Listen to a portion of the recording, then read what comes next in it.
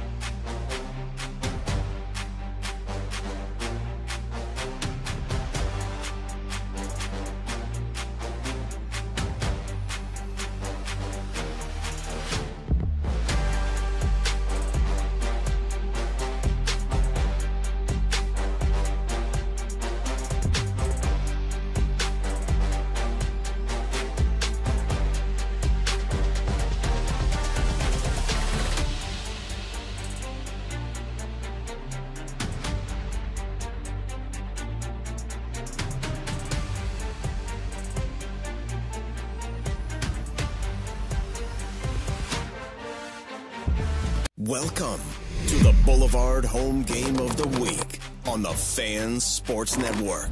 Punishing runner. Into the end zone, touchdown! Big hole up the middle. 15, 10, 5, touchdown For a touchdown!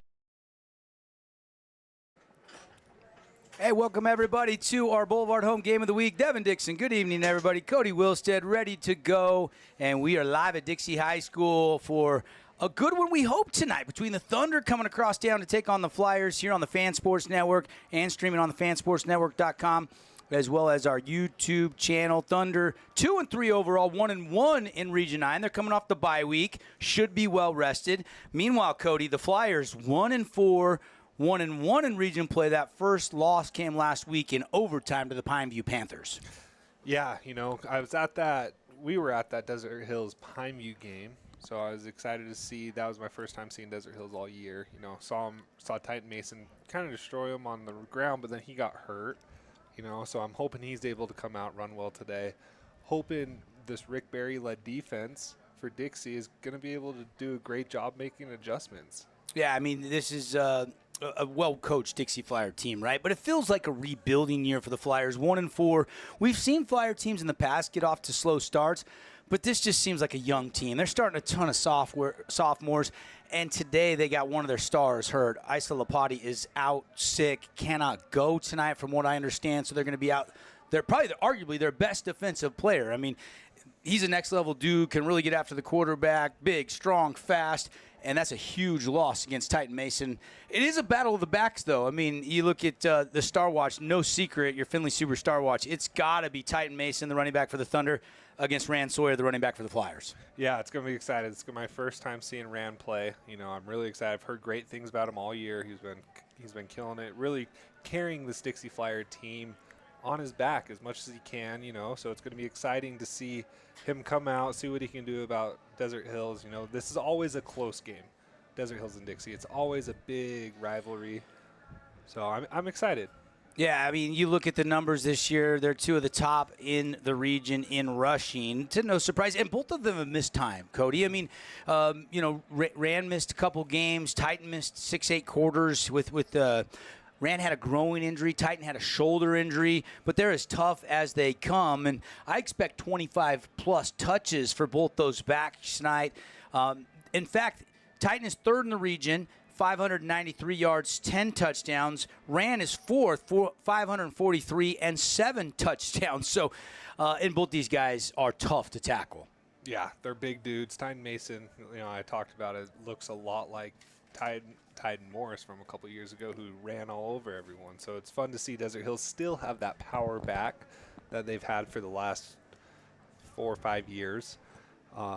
But yeah, again, with Rand Sawyer, he's averaging actually more per rush than Tyden Mason is this year. And so he doesn't have the amount of carries that Tyden has had, but it'll be exciting. Pregame brought to you here live from Dixie High School by Sport Court. Get the home court advantage. Turn your backyard into family fun with their multi-purpose courts. Got a beautiful new showroom on Old Highway 91. Or you can check out the website and let the design team draw up something fantastic in your backyard. You're going to love it. SportCourtOfSouthernUtah.com. Or you can give them a call anytime, 435-586-1282. Appreciate David Cordero Jr., who was just setting the table, going through all the stats and all the matchups tonight. Junior back in the Findlay studios, and we'll be checking in with him a little bit later on at halftime, and he'll be getting you all the final scores a little bit later on tonight. But we welcome in everybody on the Fan Sports Network and streaming on the fansportsnetwork.com, as well as our YouTube page. We're 4 wide tonight. If you're looking for any game tonight, we've got it for you when it comes to Region 9 football. Even our friends at KSL shot us down the link, and it's up on the Fan Sports Network for the Crimson at Stansbury game. Bye week for the Mustangs. They're not playing a region game, but they are playing. And Stansbury upset Park City last week and knocked them out of the number 2 spot in the 4A rankings. And the Stallions are 4-2, and they're at home. The Mustangs are 4-2. They've won 4 straight. So we're going to be keeping close tabs on that one tonight. Also, Hurricane at Snow Canyon and Cedar at Pineview. It's fun to see Hurricane and Cedar have a little bit of a resurgence this year. They are not a gimme game, although you are seeing both those homecoming games, and Cedar and the Hurricane Tigers, Cedar Reds, want to ruin homecoming for the Warriors and for the Panthers tonight. Yeah, going into another team's homecoming is always big motivation. You want to ruin their weekend for them. But, yeah, seeing Hurricane, seeing Cedar playing up to par with these other teams, and the whole region this year, there's not really that standout team. There's not that one team that's a head. If there is, it's Crimson though. Yeah, so far, yeah. They got the inside track, already wins over Snow Canyon and Desert Hills in region play, so they've got the inside track to a Region 9 title. I didn't know if anybody was going to go undefeated this year in Region 9 play though, but Crimson's the only team that has a chance now. Everybody else has a loss. Yeah, seeing Hurricane, though, I can't remember. I don't think those two have played yet. Hurricane has the quarterback that I really enjoyed watching. You like Dylan Gabriel. I loved watching Dylan Gabriel. The kid played with so much heart. I could see him single-handedly showing some upsets this year. Yeah, that's, the quarterback matchups, and I know Cordero was talking about it earlier. They're fun tonight. Joe Mack Smith versus Dylan Gabriel in that Snow Canyon Hurricane game. You got Levi Shaw, Pineview. He's leading the region, but number 2 is Everett Kelling in passing yards. So you got 1 and 2 in the Region 9 quarterback stats-wise going head-to-head.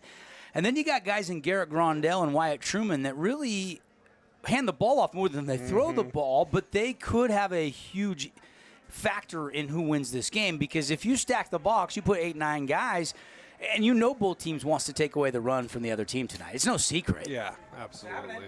I hope we do see the ball in the air a lot. Yeah. I really do. I want to see Truman and Grondell out there slinging it, because like you just said, their star players are both their top running backs. They're going to be handing it off a lot. The defensive box is going to be filled. Grondell comes in, the quarterback for the Thunder, 68 of 113, 752 yards, and 4 touchdowns, 4 interceptions. You look at the other side of it, Truman, real similar statistics, 73 of 278, and he's got 3 touchdowns and 3 interceptions. So you can see these guys don't air it out. They're not double-digit touchdowns, and they got some really good running backs. All right, we're going to take a break. When we come back, more of the Sport Court pregame show. We're going to get you some Everbowl keys to the game.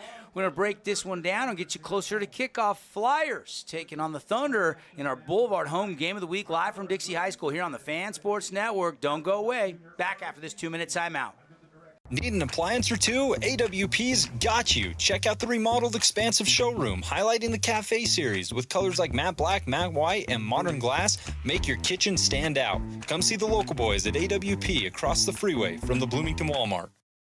Welcome to the Back Nine. We bring the world's best courses to you. Elevate your game at any time with 24/7 access to top-tier golf technology and expert PGA instructors available. Back Nine Golf is a place to improve your swing for all ages. Join us today. Best Friends Animal Sanctuary in Kanab is open daily for free family fun. Take a tour, volunteer, hike a trail, or bring home a new best friend. Visit Best Friends today for magical memories that'll last forever.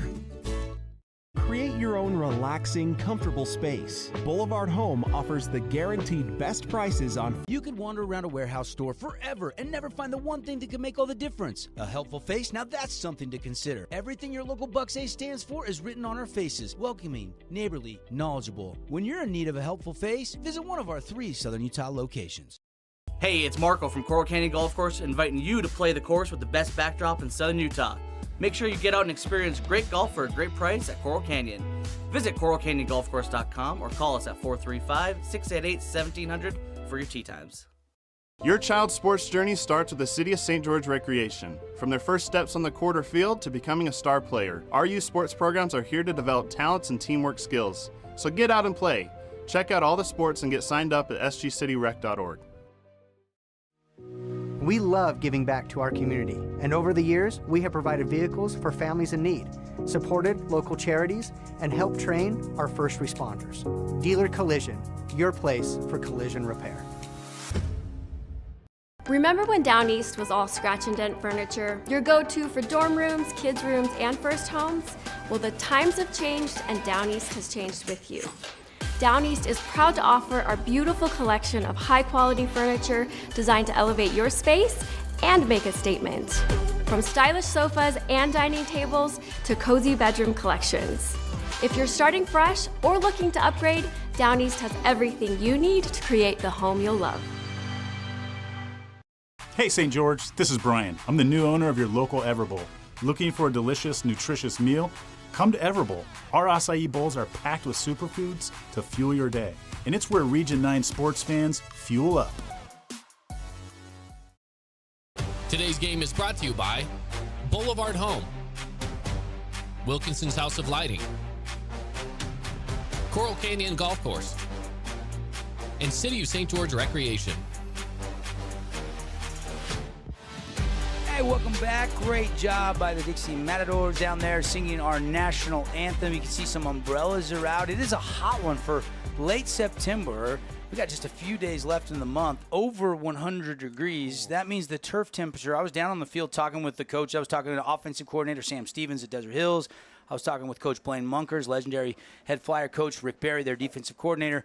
It's warm down the field. Now, the home press box here is starting to cast the shadows on the field, so it will cool down, but it is still a warm one for this time of year, even in the STG. Yeah, no, it's always it's brutal playing the start of the season always. No, because you never know with St. George weather what it's going to be. Some days you'll get down in the 80s at the start of the season, then you'll get 110, and so it's never fun. These shadows actually play a big deal. Honestly, you see on the east side of the field right now, you get a guy running a streak route or come back on that side, looking back at the quarterback, you do get a glare off the bleachers. Yeah, that's why you need that eye black that Cody Wilstead wore all over his face, from the eyes down to the cheekbone, all the way to his chin.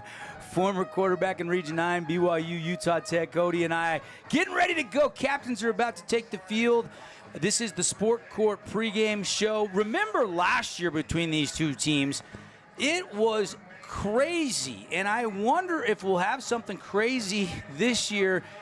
Desert Hills ended up being a 27-26 victory for the Flyers. The Flyers beat the Thunder, but they had 6 turnovers, and I think that's the game Cyrus Polu had 4 interceptions alone, and Desert Hills still lost the game. It was one of those crazy, crazy games. Speaking of things that we think might be important tonight, let's take a look at our Everbowl keys to the game. Everbowl, got to try their new avocado toast. They're launching that now, along with their acai bowls. Everbowl in the Red Rock Commons over there next to Dick's Sporting Goods. Anytime's a good time for Everbowl. And Cody, for the Thunder, good RPO decisions. I think if Grondell gives it to Titan, he's effective, fine. But he's got to keep that defense honest. I'd like to see him run the ball a little bit tonight out of the RPO if he gets the right reads. Yeah, no, absolutely. The RPO, though, you don't always just have to run it. You can throw it, too, and so even doing a little triple option where you pull it, you don't hand it off, you pull it, you start running outside, that linebacker comes off your receiver, you dump it out on a little bubble screen. That I think Grondell, that's the type of play that is perfect for how he plays football. They definitely on defense want to get off the field on third down and then limit the turnovers. Mentioned last year, there was a lot of turnovers both ways in that 27-26 game. For the Flyers tonight, try to stay balanced. You worry about the growing a little bit. I don't think Rand Sawyer, guys like Titan Mason, as many carries they get, they're going to be completely 100% healthy the rest of the year. But you try to limit the touches, but you need Rand Sawyer to be great tonight if Dixie's going to win here in front of the home crowd. Yeah, and looking at the stats, 73 attempts for the quarterback passing. Like, we need to bump that up. You can't give your star running back 64 carries.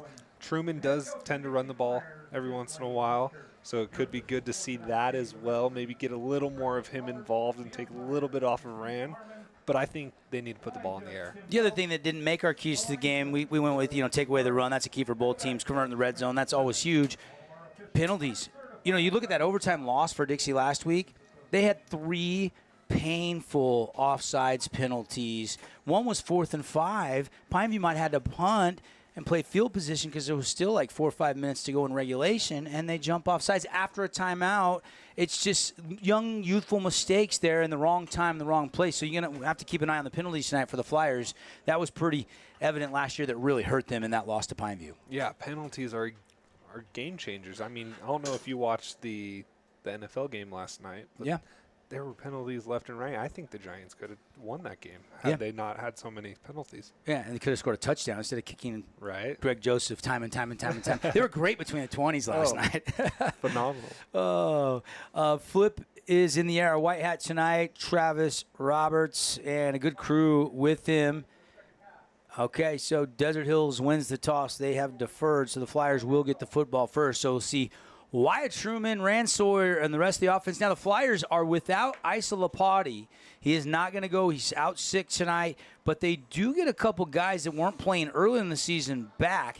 And I believe they didn't really plan on playing this year and then said they missed it. And the coaches said, hey, come start practicing. And they're, students here. And they played last year and just missed football. And that's Louis Bennett, number 15. And I think that's the situation for Caden Kazir, number 21. So we should see those guys. And that does give you a little bit more depth. Kason Grover out for the season. That was a big loss from earlier in the year for the Flyers. You can see the Flyers got the American flag, the Dixie Flyer flag. I think the Flyers logo is pretty cool. Mm-hmm. Yeah, I think it's been around forever, too. Such a cool logo. Since 1911, I believe it is when Dixie High School was founded, if I'm not mistaken, off the top of my head. Flyers will see the football first. And again, appreciate our pregame sponsors, Finley Subaru Star Watch. Not overthinking this. Yes, the quarterbacks can be important. Yes, the linebackers and the DBs. But look, it's the running backs that have carried the weight of these two teams. And so that's going to be our Star Watch tonight, brought to you by Finley Subaru. And you just saw the keys to the game. We'll be keeping track of some awards tonight. We'll pick our Jersey Mike sub of the game. Cody will keep an eye on that. We'll pick our Appliance Wholesalers Plus Playmaker play of the game. We'll try to find the play that ultimately gives their team the best chance to win, or ultimately does make the play that rolls them to victory. And then what else we got? We've got our star of the game, too. We'll name a star of the game tonight as well. Coaches are getting up top on the press box. Fans are still filing into the stadium. Shadows are drifting down on the field. The temperature, Cody, it's hot down there, but our kickoff temperature right now is 97 degrees. So I think the high was 101 or 102. So we've seen a little bit of a temperature drop here as the sun's starting to set behind the Black Ridge to the west of us here at Dixie High School. We just need to start cooling down this booth. I know. When we got here, the AC unit was not on. Oh. And we cranked it. But then you got a lot of people, camera people, coaches. going upstairs. So it is warm in the booth. We got a lot of hot air that adds to that. Glad you're with us. Here we go. Roger Christensen, the public address announcer for the Flyers, firing up the crowds. And we're fired up. And let's play some football on a Friday night, Region 9 style. Play-by-play tonight brought to you by Intermountain Sports Medicine and Intermountain Sports Performance. There is no off-season at Intermountain Sports Performance. Get your training packages today. Kickoff is returnable from the 12-yard line on that left sideline, and it's going to be taken out by Crew Berze. I believe that was Crew that took it out across the 24, almost to the 25-yard line. 1st and 10 Flyers.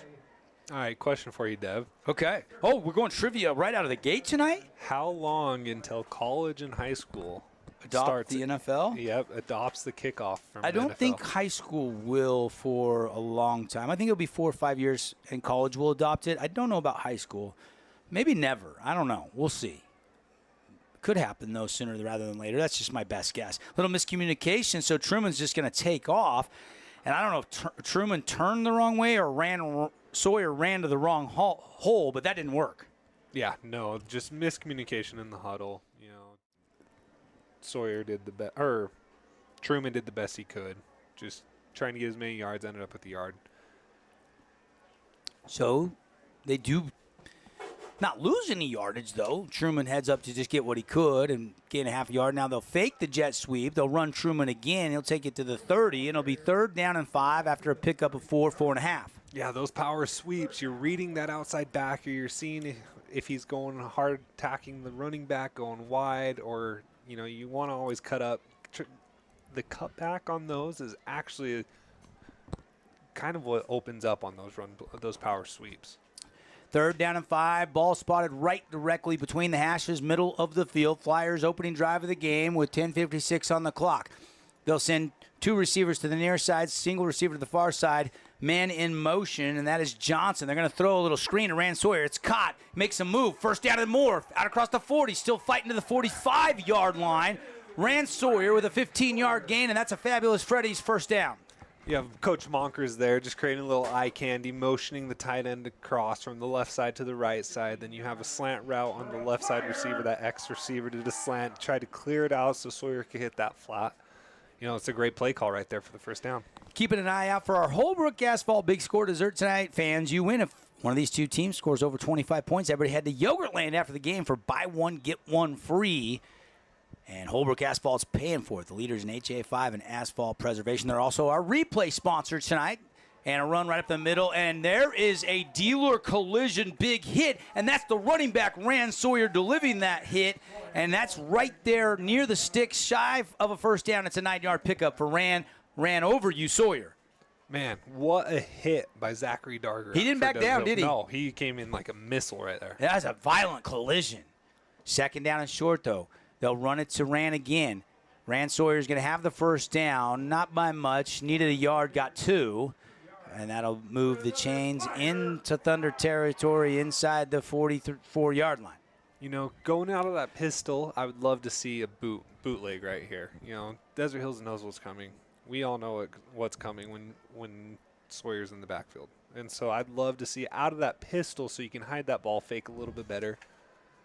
Bennett and Kazier to the near sideline. Rand Sawyer goes in motion. They'll run a quarterback draw up the middle, and that is stood up and stopped. And I think that was number 12, Riker May. And, you know, Cody, we talked about this last time you and I were on a Desert Hills call. What a comeback for this kid. He's had injuries his whole high school career. He stayed healthy his senior year. He's been a tackling machine. They got a really good linebacker core with Riker May in the middle, and then Brock Moy outside, and then Bo Meredith on the other side as another outside linebacker. 2nd down and 11 after that loss. They'll throw it deep in route. Lucio Bennett, and Louis Bennett can't come up with a catch. Oh, my goodness, looked like it hit him on the hands, but he couldn't bring it to the body. That's that coming out fresh, right? You know, he just started playing again a couple weeks ago. He's got to get used to that game time pressure. But, yeah, like you were saying, Riker has been – I mean, this year I actually was talking to Desert Hills' linebacker coach, And Riker's been a running back his whole life, and then this year they just kind of threw him there. It's like, hey, go do your thing, go be an athlete out there. And so it's really impressive how well he's become at middle linebacker this year. And 47% completion percentage is all for Wyatt Truman, but it's drops like that really don't help your quarterback out. That should have been a first down around the 30 of the Thunder. Now it's going to be 3rd and long, and the sack comes. And a penalty, though, as the helmet flies off of Wyatt Truman. Riker May was in on the sack, and Brock Moy was there as well. We also have a flag in the secondary. So 2 probably separate penalties here, Cody. I'm guessing they are 15 yards apart or so. I think we might get a defensive hold. I know Dixie was trying to run a little wheel route.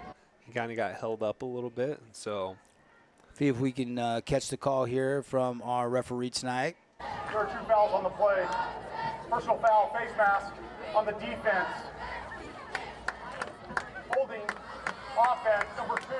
Both penalties offset. So offsetting penalties, and we got Trav mic'd up tonight. Rand Sawyer called for the hold. I wonder where he was. That got called all the way back here. We have another look at that one. Gavin Canardi, our producer. Let's take another look. See, Rand's going to start in the slot on the far sideline. And I don't know how it's a hold on Rand Sawyer. He's running a route. Maybe the wrong number. Maybe they just got the number wrong, and maybe that's what they're talking about right now.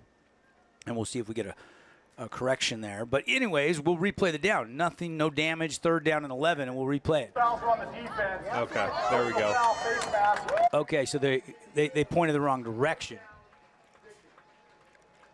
So they called the personal foul, face mask on the Thunder, and the defensive hold. Yep, okay.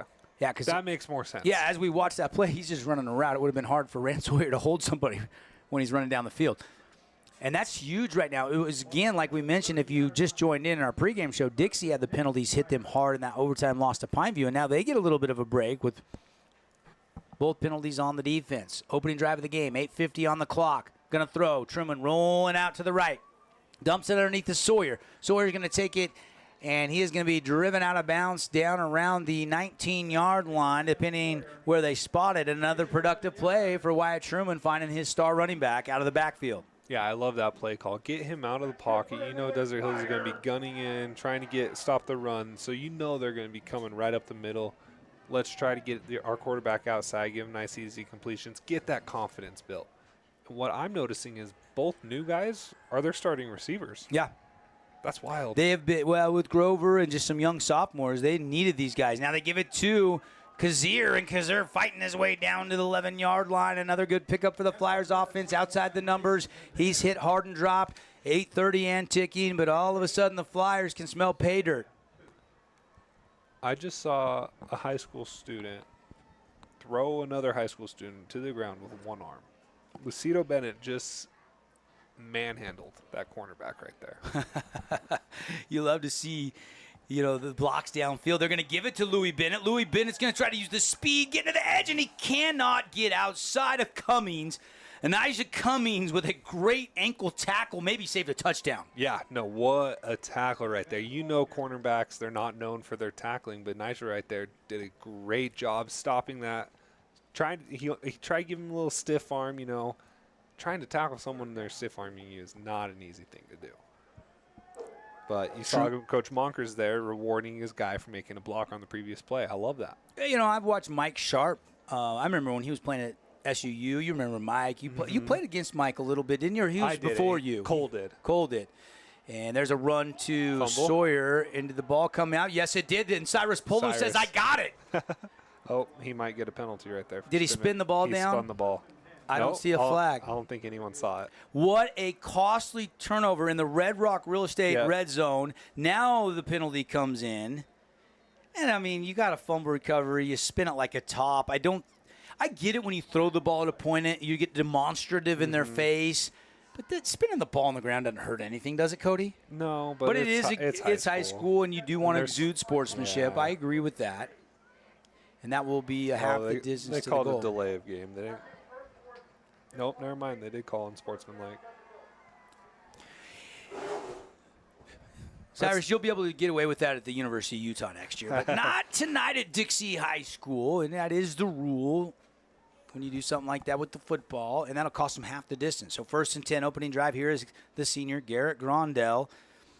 4 touchdown passes, 4 interceptions this year. Titan Mason, coming off 2,000-yard season last year, is going to get that opening carry right off the rack tackle. He's going to go outside the numbers all the way to the sideline. He's going to pick up 5, maybe 6 behind this big offensive line. Desert Hills didn't get you a full house of jump starting lineup, but Pattison will go wide outside and make it a twin receiver set to the bottom. Mason out of the pistol. They'll give it to him again. Hit in the backfield. Going to make the first man miss. Fighting his way towards the 15-yard line, and he is going to be shy of a first down. It's going to be 3rd down and 2. Man, I really hope they start throwing the ball. As a quarterback, I like seeing the ball in the air. I don't like. Well, you and I know the defensive coordinator, Rick Barry, pretty well. You know he's going to try to take away Titan Mason and make Desert Hills beat you through the air. And Sam Stevens, the offensive coordinator, he was a longtime coach with Coach Barry here at Dixie before going over to Desert Hills with Coach Barry. Throw it outlet. Wenzel, the tight end. He's got a first down and more. All the way down the sideline near midfield. Austin Wenzel is going to make it a big play. And there it is, Cody. You wanted the pass. You got the pass on 3rd and short. Hey, I love it. I love to see him. He worked his way out of the pocket, saw the guy taking off downfield. As a scrambling quarterback, you have that advantage where you start to scramble, people are going to come off your receivers. And I love the anticipation there. You had a defensive end between you. That little sidearm deliver got it inside of that outside defensive end. And there's a good play defensively there, coming up, making the stop for the Flyers. I think it was number 24, Mason Schumann. And that'll be a gain of only about a yard. And you love that if you're Rick Barry. You want to keep Titan Mason's yard per carry average down. He's coming in averaging over 8.5 yards a carry on the season. So anytime you can keep him to 2-3 yards, you're doing a pretty good job against Mason. That's an insane number. When you factor in the time he's missed, it is a ridiculous good, might be one of the best in the state. I'd have to check the numbers on that, all classifications. Rand Sawyer is actually better than him by 0.1. And he's missed some time too, so those numbers could be even a little higher. They're going to roll out, throw off the hands, incomplete. Wintel couldn't bring it to the body. 3rd and 9 now for the Thunder as they are in Flyer territory. No score, 5:27 on the Nets on Fire clock. Throughout the game tonight, we'll get you updates from the other region games, 3 other region games. Crimson at Stansbury, Snow Canyon hosting Hurricane, Cedar over at Pineview tonight. We'll get you the rink, Region 9 updates, skatetherink.com. Perfect for your kid's next birthday party, corporate event, or just a night of good old-fashioned roller skating fun. Another pistol look. And Grondell going to throw. Has pressure, has to go, and he does, and a beautiful find over the middle, and the sticky hands catch by number 4, Gavin Young. I love the anticipation Grondell just had right there. That post route across the middle, post dig, kind of a little tweener route right there, but he had to wait for him to clear, but instead of waiting, he threw it before Gavin Young even passed the linebackers. Well, he had to throw because pressure was coming. Oh, see, I was watching the receivers. I didn't even notice that. He didn't have much more time to hold it any longer. He got it out right on time, right on the hands. That's a fabulous Freddie's first down. Under 5 to play in the first quarter. They'll go right back to the ground and pound with Titan Mason. He'll take it inside the 30, down to the 29-yard line. He's tackled there. Tackled by, I think that was Colo Lynn, the leading tackler coming into tonight on the season for the Flyers, making that stop.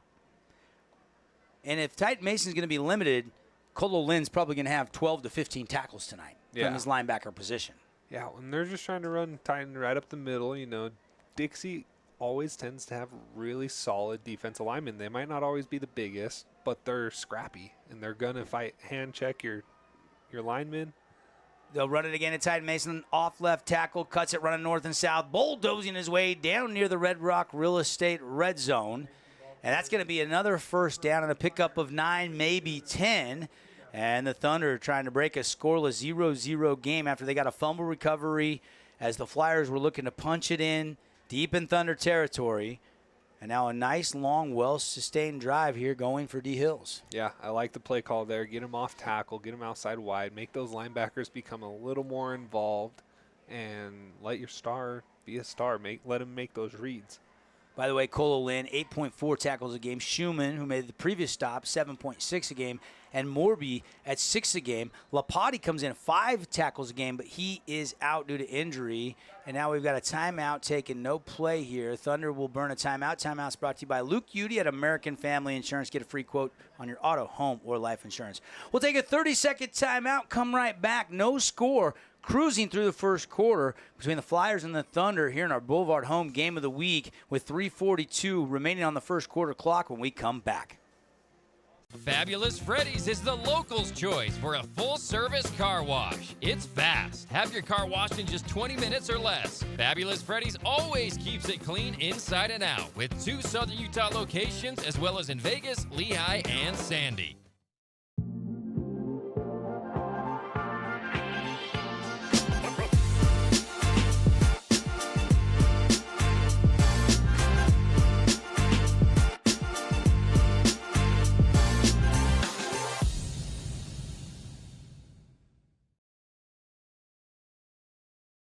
Today's game is brought to you by Appliance Wholesalers Plus, Buck's Ace Hardware,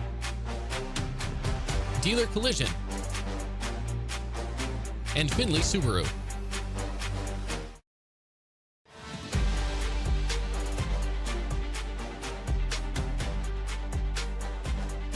Loses footing, fighting, and looked like he might have been strung out for a loss, but he's going to pick up about 4. And a nice run by Ty. You can see the balance there as he was going to the ground. He's still falling forward, getting what he can.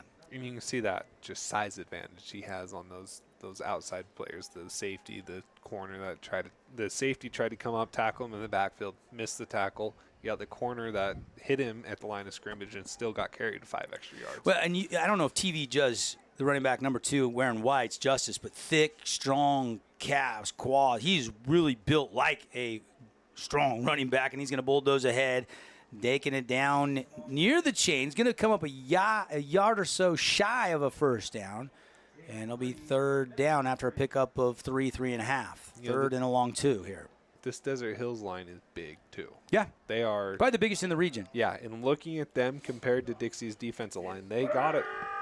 I would say that each player has 2 inches on the people across from him. Michael Vandermeide, the tackle, 6'6".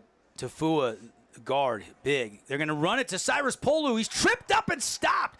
A beautiful low tackle there made on the outside. And Cyrus Polu is going to be just shy of the first down. If he keeps his balance, he's going to get the first down easily. That was Anzalone, who's missed some time. He's got a cast on a broken hand. He's not able to play receiver, but he's still casted up and he's playing defense, and he makes that stop. Anzalone, I wonder if he's related to the Lions linebacker Anzalone. You know, that tackle kind of reminded me of him, coming up, hitting someone that's a little bit bigger than you. Under 2 minutes on the first quarter clock. Wildcat. Direct snap, Wildcat, and Titan Mason is going to get it inside the 10-yard line. Needed less than a yard and got a pickup of 2, almost 3, and that's a big, fresh set of downs. It'll be 1st and goal Thunder inside the 10. This is a tough spot for an offense to score from. You know, throwing the ball becomes much tighter. You got 20 yards, 19, 15 yards really that you're wanting to play with. Desert Hills probably just going to utilize their running back. You know, it's probably the smart thing to do right here. But scoring at this end does become a lot more difficult. The other House of Jump starting offensive linemen, look at big left tackle Simon Fuitalolo. He is 6'6", 300 pounds. Grondell going to run, going to slide and give himself up feet first.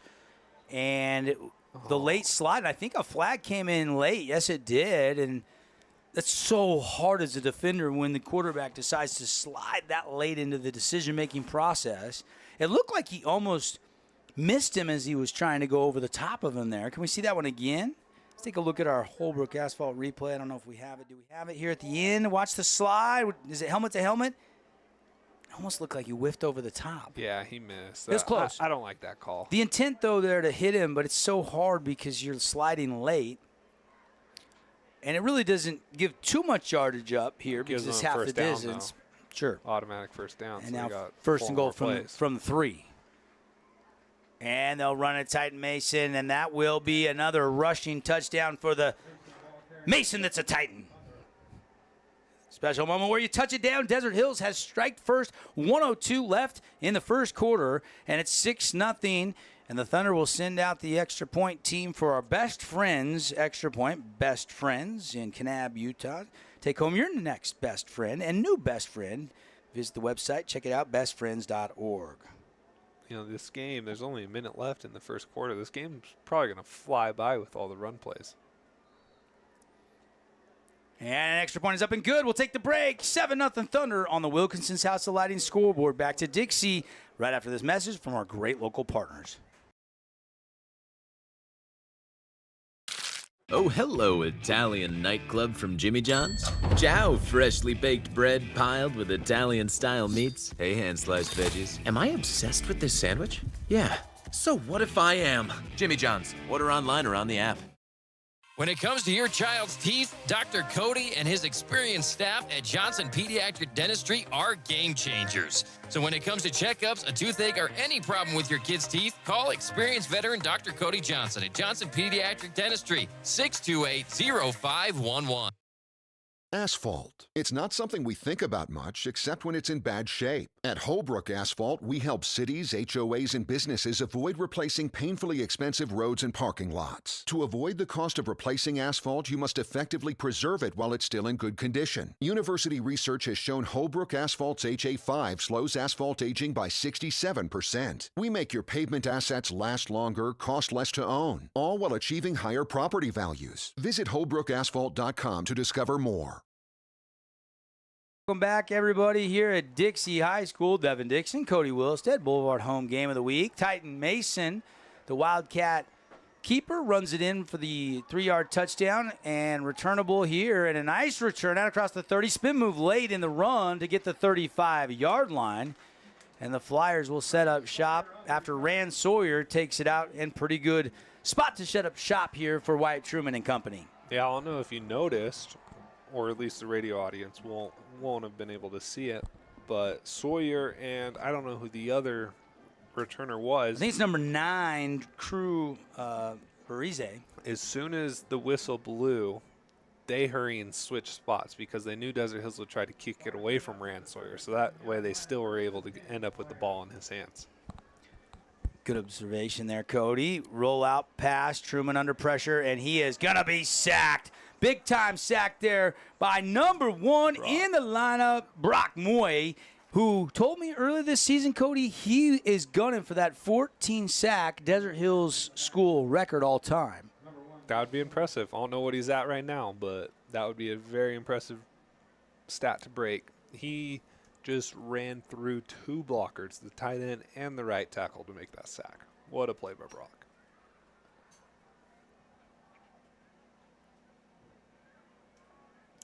5 sacks on the season after that one. They'll set up a screen. Sawyer, and they flick it back to Truman. And now a throw down the sideline. Louis Bennett, and he overshot him.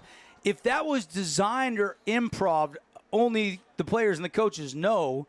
If it was improv, it looked like a dangerous spot to do it because the Thunder were in the backfield. Now, there is a flag down on the play, Cody. I think we'll find out if it was planned or not right now. If this illegal man downfield or not? Illegal man downfield, I don't think that was planned. Sawyer probably saw he was in trouble, maybe flipped it back to Truman. That was. I don't know if you can teach that wherewithal if that was not improv. That's just an uncanny. That's true, but that was a.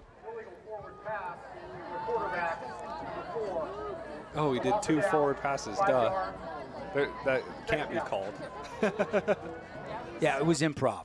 Yeah, for sure. Rand's just like, I'm dead to rights. Here, Wyatt, you do something with it. He decides to throw it for a second time, and that's a penalty. Yeah, you can't throw a screen, get the pitch back, and then throw it 30.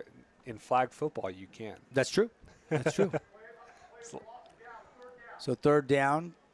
Our officials saying 3rd down. Lost it down on that 3rd and about a country mile here. And this will be the last play of the quarter. Over the middle. It's high and it's intercepted. Cyrus Polu returning it to the 30, down to the 25, cutting back at the 20. Touchdown. It's a foot race to the 5. And it's going to be Cyrus Polu, pick 6. There you go. The future Ute showing you he can run with the football. What? the ball was overthrown, kind of went right to Cyrus, but once he got the ball in his hands, the looked like a running back. Yeah, that looked incredible out there. I mean, I know he used to play tight end. He used to get the ball quite a bit, but what a play. He cut back across the field for a 40-yard interception. He probably ran 70 yards. And Louis Bennett's not slow, and Cyrus Polu was staying 2 yards in front of Louis Bennett, the last guy that had a chance to get him, and he just ran out of real estate. So the defensive touchdown, the interception, return for a touchdown, the best friends, extra point is good. And just like that, we start quarter number 2 after a message from our great local sponsors. The Thunder have a 14-0 lead on the Wilkinson scoreboard here in our Boulevard home game of the week. House of Jump is Southern Utah's only indoor trampoline park and your only place to jump, dunk, and dodge.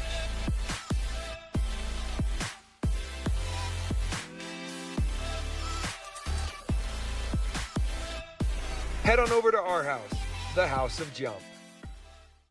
At Intermountain Sports Performance, we've been training athletes for over 20 years, and we guarantee your athlete will improve speed, agility, explosive power, and reduce the risk of injury while working with the most qualified and experienced team in Southern Utah. Find us on Instagram at sportsperformance_IH to learn more.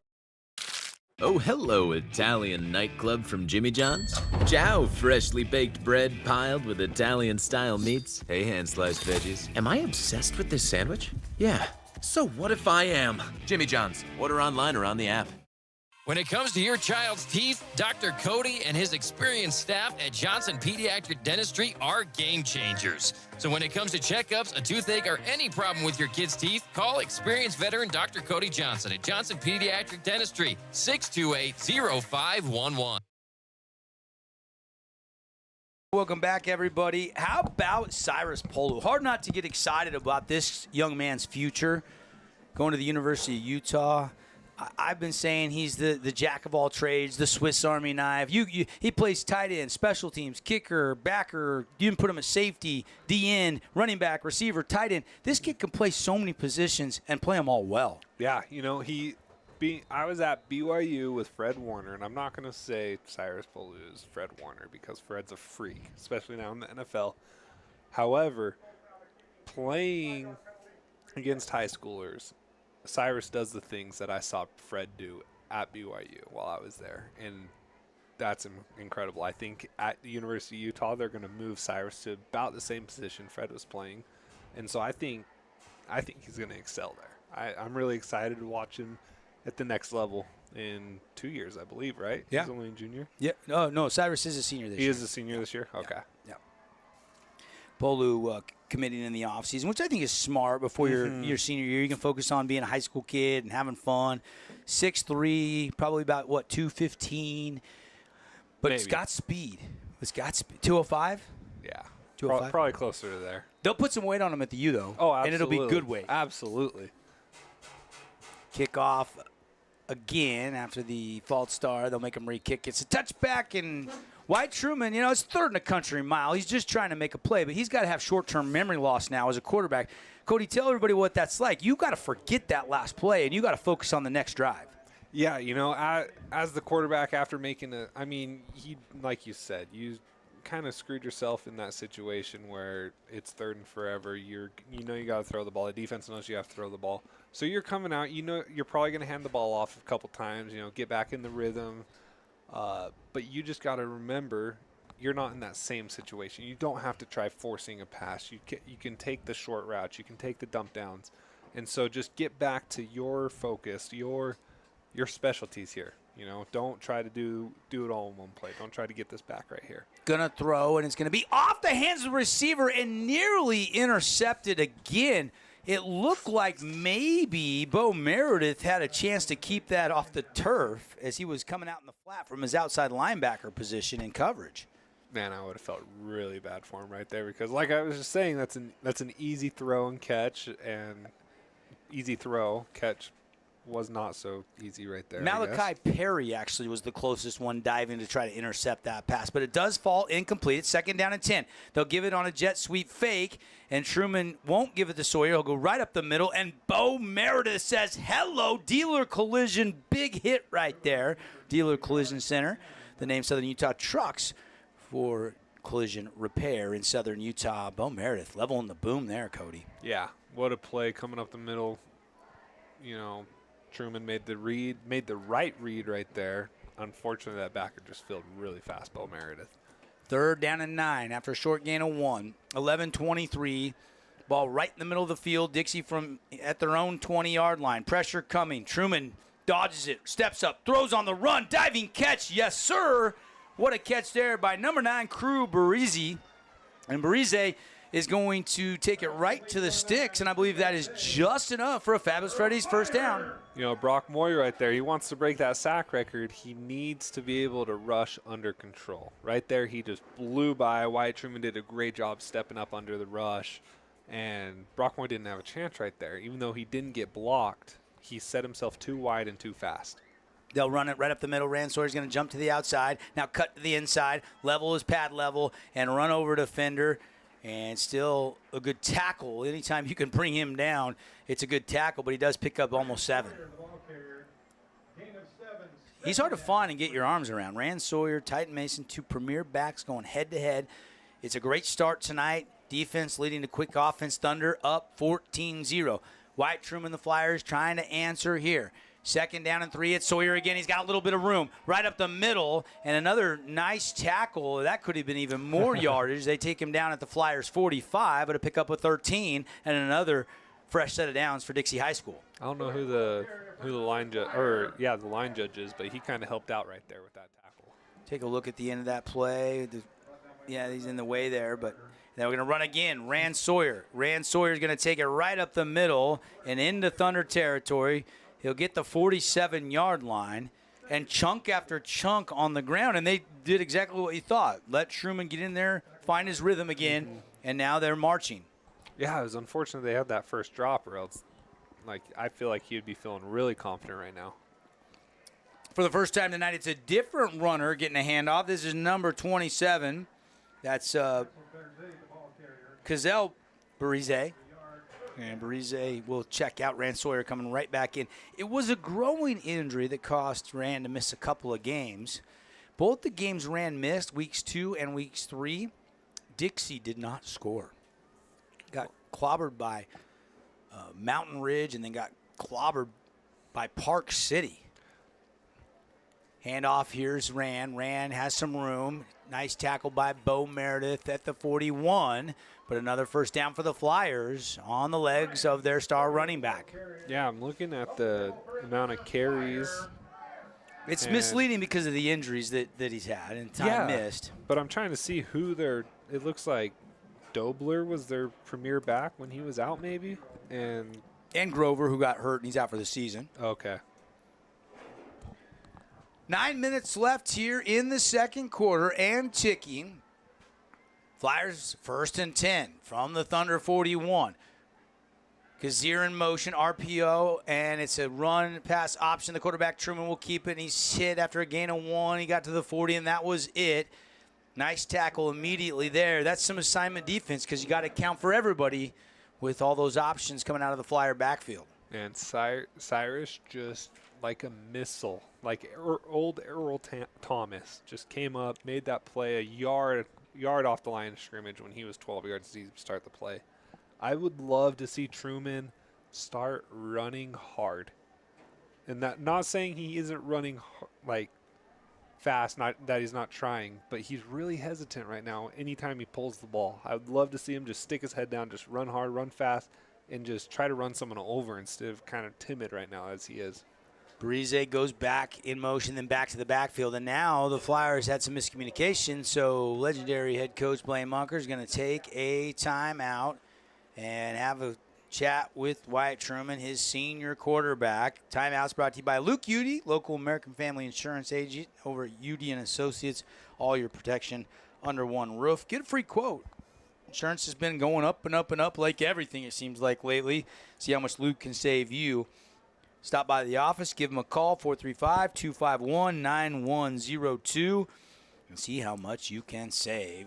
2nd down, 15. And here is Truman looking, Going to take a shot? No. Pump fake. Now he's going to take the shot. One-on-one, underthrown and incomplete. And they want a flag, and the Flyers get a flag. Yeah, that's one of those instances where you underthrow a streak route and it ends up going in. Honestly, it happens more often than not where the DB doesn't know where the ball's at. Receiver comes back through. Penalty on the DB. It really is unfortunate for the defense. As a quarterback, I absolutely love it. As a spectator, it's cheeky. Yeah. It's a really cheeky call, but he never turned his head and found the football. Yeah, it's the rule. And it sucks for the defense. It's great for the offense. I mean, Cummings did nothing wrong except for when it's underthrown, receiver slows down, he runs into him, bang, bang play right before the ball arrives. Flag comes out. And that is huge because they had Dixie kind of backed up a little bit. Now it's 1st and 10 from the Desert Hills 30. Flyers really need to score. They trail 14-0. Ball on the left hash. Twins to the left. They'll hand off and run that way with Rand Sawyer, pushing his way down to the 28, maybe the 27, depending on the mark. And Cyrus Polo and company, Bo Meredith, all coming in. You can tell the game plan for both teams is to slow down the opposing running back tonight, and that's a tall order for both these defenses and defensive coordinators. Yeah, it is. And that's the third player on Desert Hills that I've seen run too high up into the backfield and get cut from underneath. Roll out pass. Truman looking back across the middle, and catch is made or incomplete. It came out. And it's incomplete. Hit came by Cyrus Polo or Bo Meredith. Somebody came in there immediately as that ball was trying to be caught and said, nuh-uh. Good timing on the defense on that one. Yeah. I think it was Bo Meredith. It was Bo Meredith. And like I was saying, they just need to be more in control. Dixie's going to be trying to run the ball. You can't act like you're going to run the quarterback right now. You need to stay and contain. You don't want to go too deep. You don't want them to undercut you and get – you're just setting them up a lane, and you can't do that. Desert need to be a little more disciplined in that regard.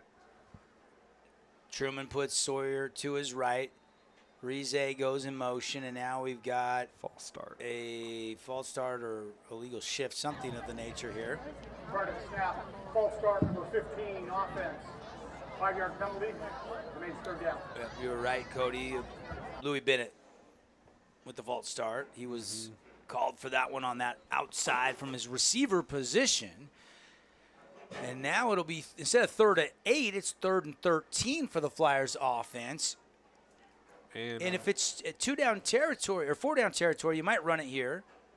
But they don't. They roll, throw it, caught, and tackle. High tackle there, but no penalty flags for any kind of a helmet-to-helmet or horse collar.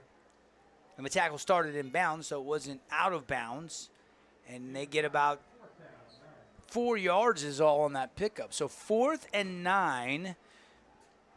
Do you want to get points? Sure, but are you kind of in that no-man land where you're not even guaranteed? This would be like a 45-yard field goal. So they're going to roll with Truman. Looking to throw. Has the snap. Outside to the sticks, and it is incomplete. Diving attempt over there on that far sideline by Dante Ochoa. And I just think he let him too far out of bounds. I just don't think Ochoa could get to that football. Yeah, no. Ochoa ran a great comeback route, got his defender deep, thinking he was running a streak, planted his foot, started coming back, and that ball was, from where he made his plant, that ball was 8 yards shorter and to the sideline that he had to try to get, and unfortunately it was probably about 2 yards away. Our look ahead brought to you by the City of St. George Recreation Department. Junior Jazz signups now open. A lot of local kids start their sports careers through the City of St. George Rec Center. Go to sgcityrec.org and get signed up today. Junior Jazz. They'll go option, pitch it. Mason ends up with it, and he'll get about a 3-yard gain. Pretty well strung out by the Flyers defense over there on that far sideline. Yeah, they did I don't know if you'd call it a triple option, but they did a double option right there where they had the pitchman who was tied Mason, and then they had Cyrus Polu that was like a polling tight end that was sitting up there for a shovel pass in case they came upfield. Rondell has only thrown it, I think, 3 times tonight so far. Will he throw one here? He will. Pump fake. Now he's not going to throw. He's going to run. He's got a little crease down the sideline, outside the numbers, hits a foot race, and he's going to be deep into Flyer territory. Finally drug out of bounds about the 34-yard line of Dixie. That is a big-time pickup, and we'll see where they spot him. That's about a 38-yard run there, Cody. Yeah, that was a great job. Stepped up in the pocket, kept his eyes up, which I was really impressed with. I didn't expect that, and no one was open, and so he just kept going, let his momentum from stepping up take it with him. And if he could have got one block downfield right there, then he would have been off to the races. Officially, it'll go down as a 36-yard run, I believe. And they'll hand off to Titan Mason, off left tackle.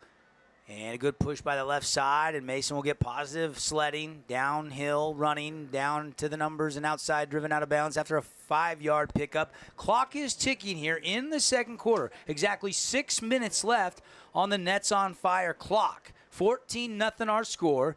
Dixie has the lead. Or excuse me, Desert Hills has the lead.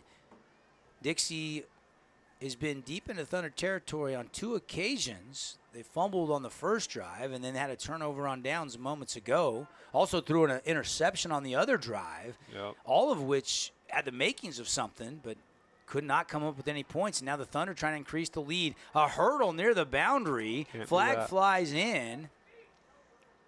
Rand Sawyer did that last week against Pineview. And I wasn't here. I'm not sure if they flagged it or not. But, yeah, that's it. Usually you cannot hurdle in high school. I'm pretty sure they did call it last year because my buddies, I think there was a picture of it in the newspaper. Yeah, it was our Jimmy John's highlight of the week. Maybe that was it. 'Cause Yeah. my buddies asked me about it, and they're like, why would this have been a penalty? I was like, oh, because you can't hurdle in high school unless they're diving at your ankles. I remember Bridger Cowden hurdled one of my cornerbacks. He was standing straight up, and Bridger went just all the jumped. way over the top. And I just felt so bad for my friend. But it was really cool. But they called the penalty, so that was good for us. And then take another look here at the end of this run. Verbally committed to, was it Idaho or Idaho State? I think it's Idaho State. Idaho State. Yeah, John Hughes and Kobe Tracy. Kobe, up there my boys up there. in the old Kibbe Dome. They beat SUU last week. Really? Yeah. Tracy ran for one and threw for one in that win last Saturday. Just a reminder, coming up tomorrow night on the Fan Sports Network. We'll get that after this call. Foul, hurdling, number 2. After the play, dead ball, sideline warning. There is no yardage. All right, so it's just a sideline warning, and it will back the Thunder up. They did call the hurdling. You nailed it. I lost my. I was going to tell everybody tomorrow night, 6 o'clock pregame, the tailgate kickoff show. Who do they have tomorrow? Caden Formaster, Paul, and I will be over there. Rod Zundel, and it is homecoming for the Trailblazers. They're playing the Wildcats from Abilene Christian, number 20 in the country. Remember back in week 1, they took Texas Tech to overtime and lost 52-51. This is a really good offense for Abilene Christian, and Utah Tech looking for their first win in the Lance Anderson era tomorrow. And they chose their homecoming for this game? The next 2 in a row are on the road. They have 3 out of 4 on the road if you go back to the UC Davis. I actually thought Reggie Graff did a pretty good job. Too many turnovers. It looks like Deacon Hill has been cleared to play. He's been practicing all week. So they'll probably go back to Deacon Hill as the starter, and they'll still have a bunch of packages for Reggie. Yeah, I know you don't love the carousel at quarterback. No, it's a mess. But I was there a couple weeks ago, and after this play, I'll tell you. Quick throw, outside caught by Pattison. Pattison down into the Red Rock real estate red zone to the 19. And that'll be a fresh set of downs. Good timing on the pass from Grondell to Pattison. You know, last week Reggie gets his first career start, former Dixie Flyer, ran for 1, threw for 1. And Deacon Hill was out with a concussion, but he's been cleared, and he started the first 3 games of the season. So it looks like that it's probably going to be Hill. But they are using Reggie a lot in that RPO game. And they've been most productive with Reggie. And so I love the fact that he was able to get that start. Unfortunately, it was because of injuries, which is never a good way to get your first start. Drop him back. Pressure comes. Wide open is Pattison, and he's going to waltz into the end zone untouched. Once Grondell got rid of the football, nobody was there. Somebody missed an assignment in the secondary there for the Flyers, and it is 20-0 Thunder. Take another look here, Cody. Again, using his legs, getting outside the pocket, just lapse in judgment or lapse in coverage. I don't know by the who defense. had that flat on that side. They might have blitzed, and somebody else was supposed to cover that flat. Nobody was home. You had the one DB in the end zone. Nobody was guarding Pattis. Nobody was within 15 yards of him. And Grondell has thrown his 5th touchdown of the season, and it's 21-0. The best friends, Kanab, Utah. Extra point is up and good. All Thunder in this one so far. Stay with us here on YouTube, on the Fan Sports Network. We're here with you all night long.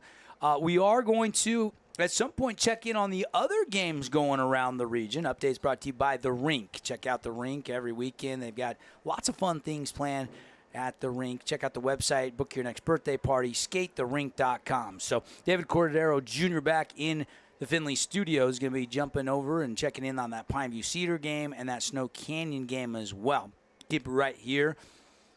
And you kind of look at these missed opportunities. You look at the 2 turnovers, and all of a sudden, this one getting away from the Flyers just a little bit here, and it's all Thunder, 21-0. Yeah, and it's all been – they've really done a good job of – I'm not going to say containing Titan Mason, but kind of keeping his average down below what his season average is, but they've given up these big chunk plays, the rollout, the big step up where Grondell took off for the 30-plus yard run, this 20-yard touchdown they just threw to Pattison.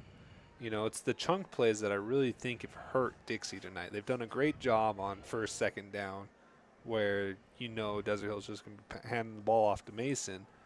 Rand Sawyer going to take this return, and he's going to break a tackle, get into the cluster, break up the middle, out across the numbers, and down the hash to the 40-yard line, maybe a 39. They'll give him the 39-yard line. By the way, Dylan Gabriel just ran in a touchdown. Hurricane at Snow Canyon is leading 14-0, and Pineview and Cedar are tied 7-7.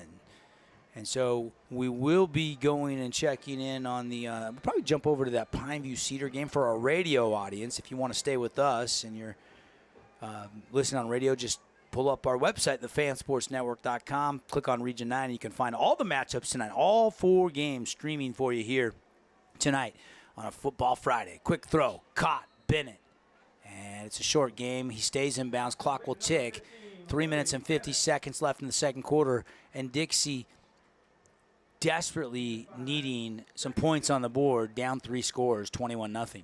Yeah, and I love that play call, just first down, get a nice little 5-yard route, get your quarterback and his receivers on the same page.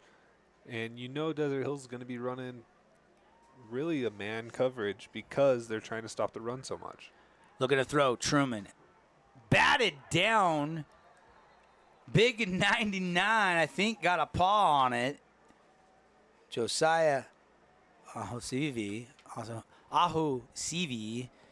is a mountain of a man out there. He is just a young pup. If you had to look at him, I guess he's a senior. Who was I thinking of that's big, that's an underclassman? On the defensive end? Yeah, I think I'm getting my matchup mixed up. There's a nose tackle in the region. I think on Desert Hills' team that's a freshman, but that's not Aho-Sivi. He's a senior. And Aho-Sivi with the sack. Scooter's coffee sack. And that'll back the Flyers up deep to their own 31-yard line with 3:08 and ticking here left in the first half. And that is going to make it 4th and long. Man, his offensive line didn't do bad right there. He had probably 3-4 seconds to make that throw. He tried juking. He fought through a double team, though. Mm-hmm. What a play. They're going to pooch kick it with Truman. Truman's going to get off a decent kick. It's going to take a pretty favorable Flyer roll, get 6 or 7 more yards down inside the 30. It's a live ball. Oh. And they blew it dead. And Cyrus was like, wait a minute. Why can't I go get that football? But they blew it dead.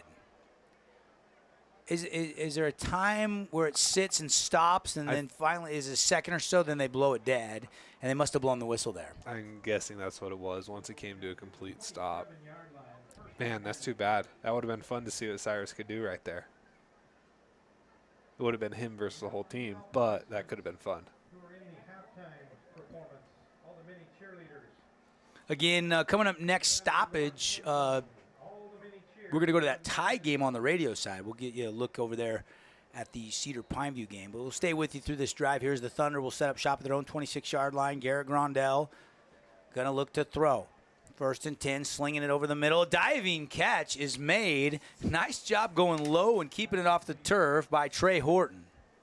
Yeah. There's a flag on the play, though. Just and nice. It might be a late hit or hands to the face. It was thrown as soon as the ball was snapped, so offsides, illegal formation, something like that. Which would be a shame because that's Horton's first catch of the day. I'm going to talk things over here. And we'll see what the call is. Here it comes.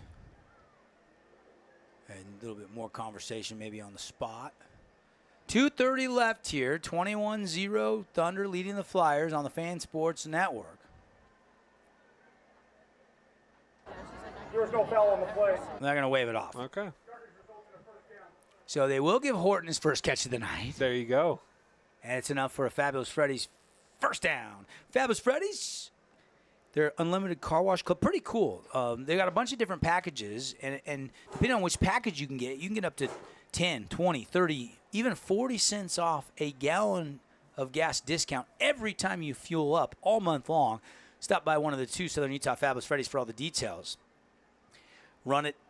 Titan Mason bottled up and slung down. One of the best stops on Titan Mason for the Flyers, Ethan Ott, sophomore linebacker. A lot of these linebackers for Rick Barry, the defensive coordinator, who was just at Desert Hills as the head coach 2 years ago, winning a state championship.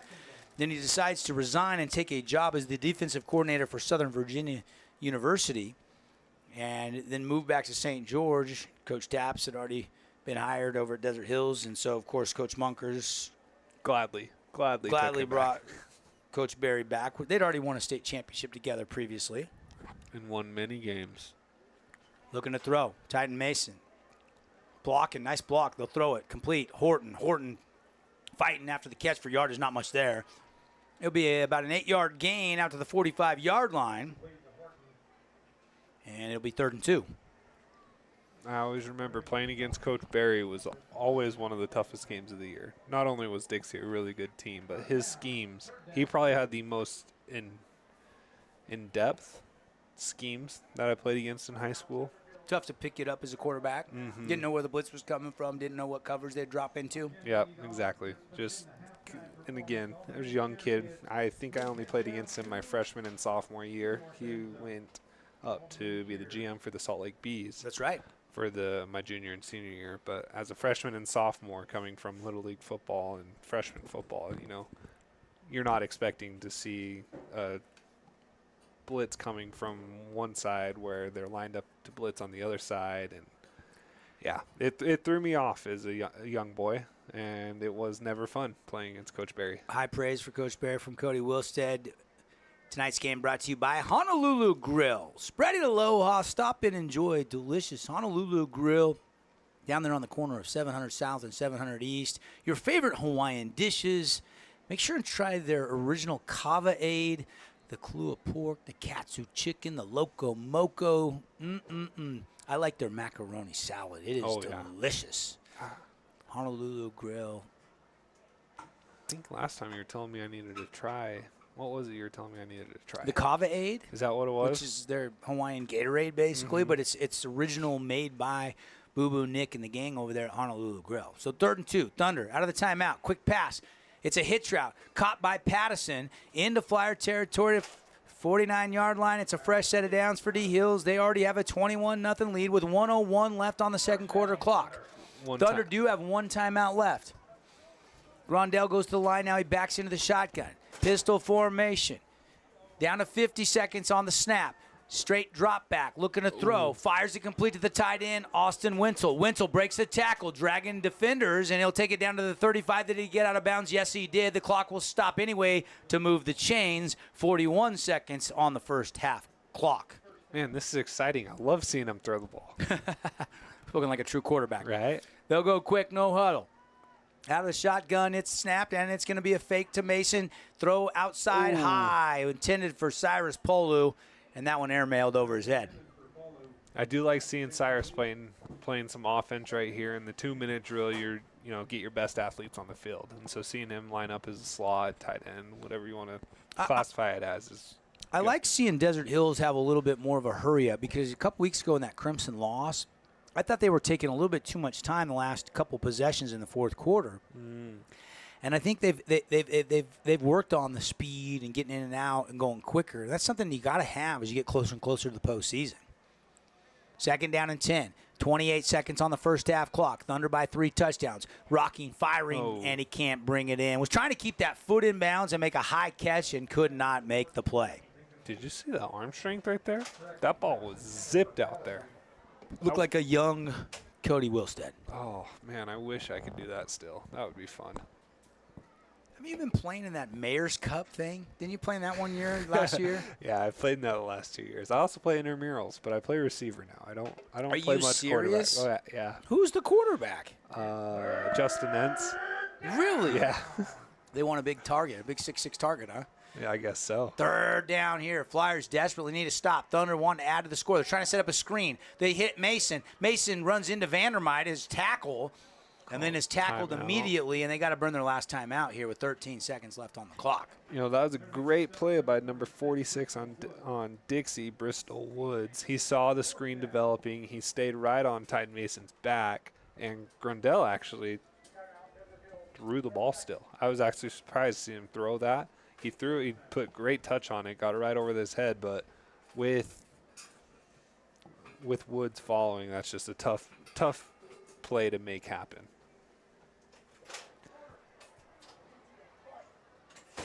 I was talking a couple weeks ago after that Crimson game, I was talking to the linebackers coach for Desert Hills, and I was just asking him how things were going this year. He works at the hospital with me, and he was kind of explaining what you were just saying, how they didn't really have a sense of urgency and how the coaching staff wasn't too excited about that.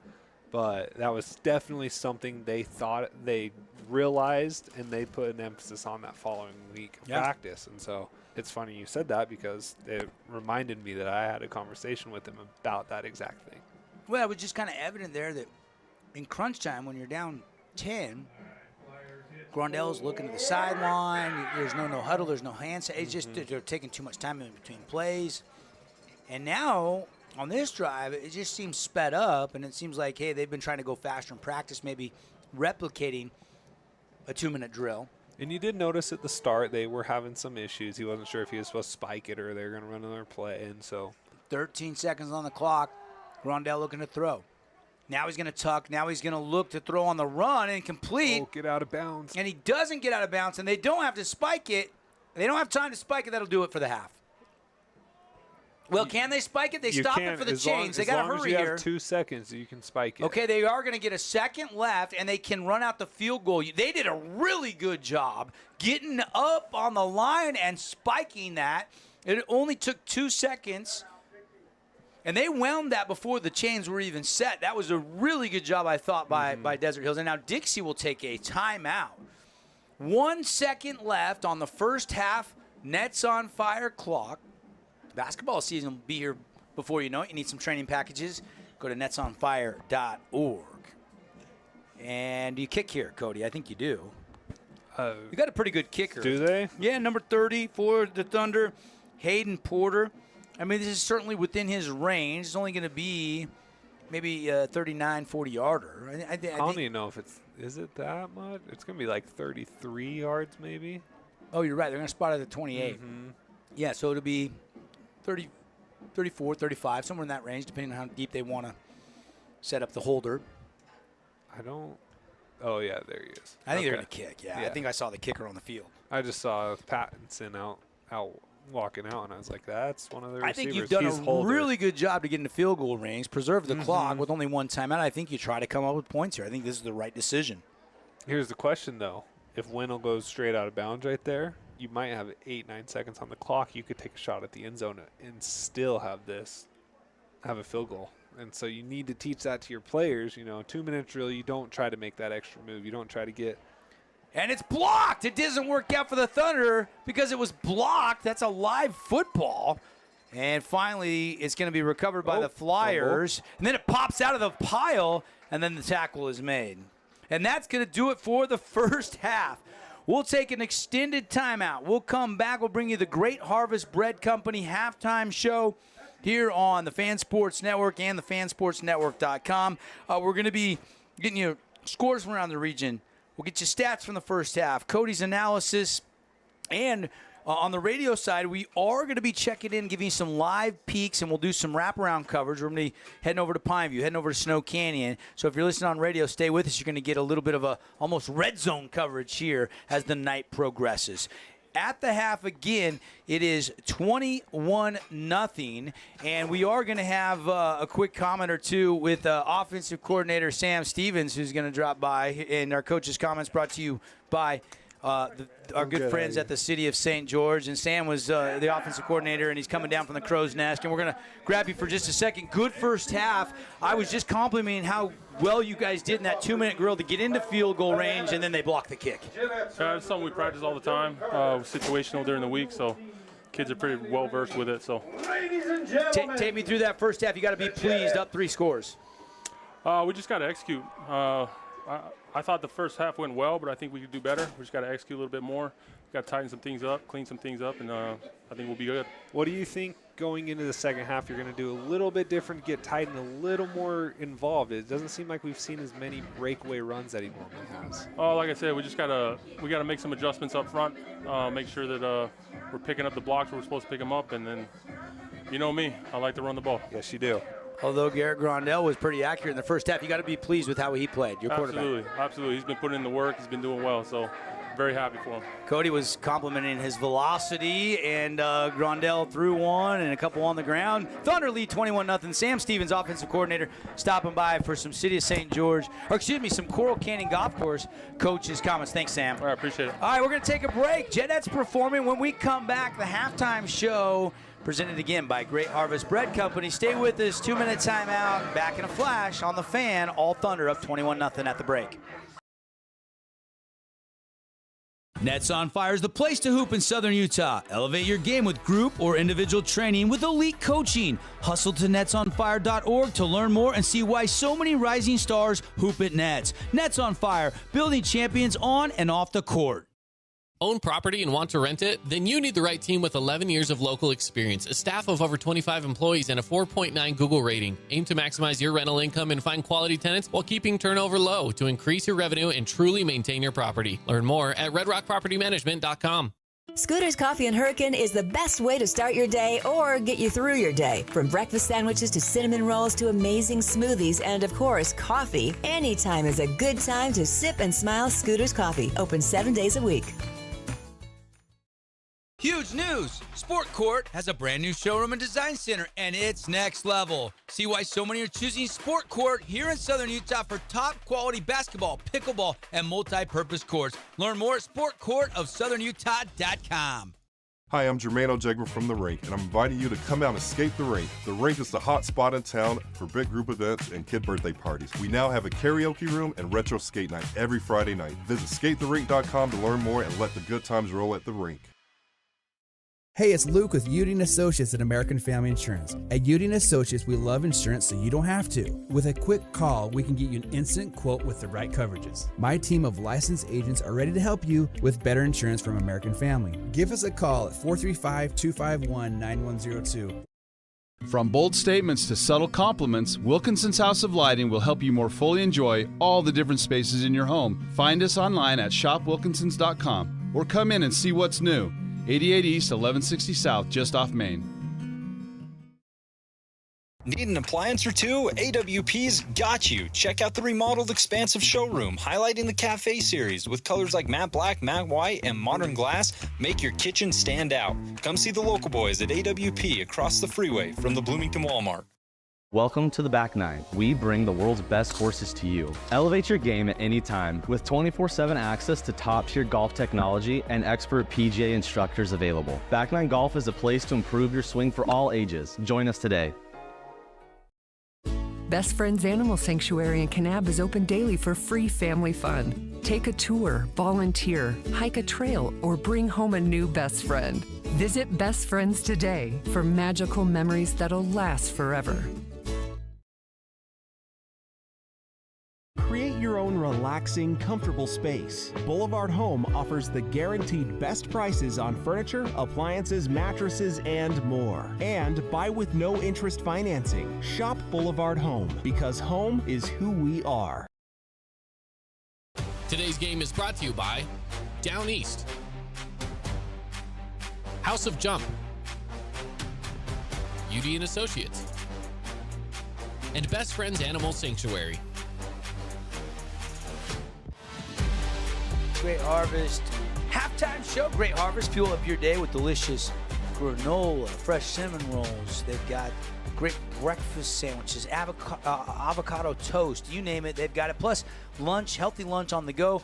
Anytime's a good time to stop by for one of their freshly made loaves of bread. They got a bunch of different variety of healthy and delicious baked goods at Great Harvest Bread Company. 2 locations, one right by Desert Hills High School, the other one by Zag, just off the Boulevard in St. George. Devin Dixon, Cody Wilstead here in our Boulevard Home game of the week at the half, 21-0 Thunder. And Cody, your assessment of the first half, as it was a good one for the Thunder, got it going defensively with a couple takeaways, and then that led to a bunch of points on offense. Yeah, Desert Hills, we expected to see big Tyden Mason, but it really is Garrett Grondell that's come out and really made all the big plays happen, whether it was the pass to Topper Pattinson or the big 36-yard run he had, or earlier in the first quarter where he scrambled a little bit.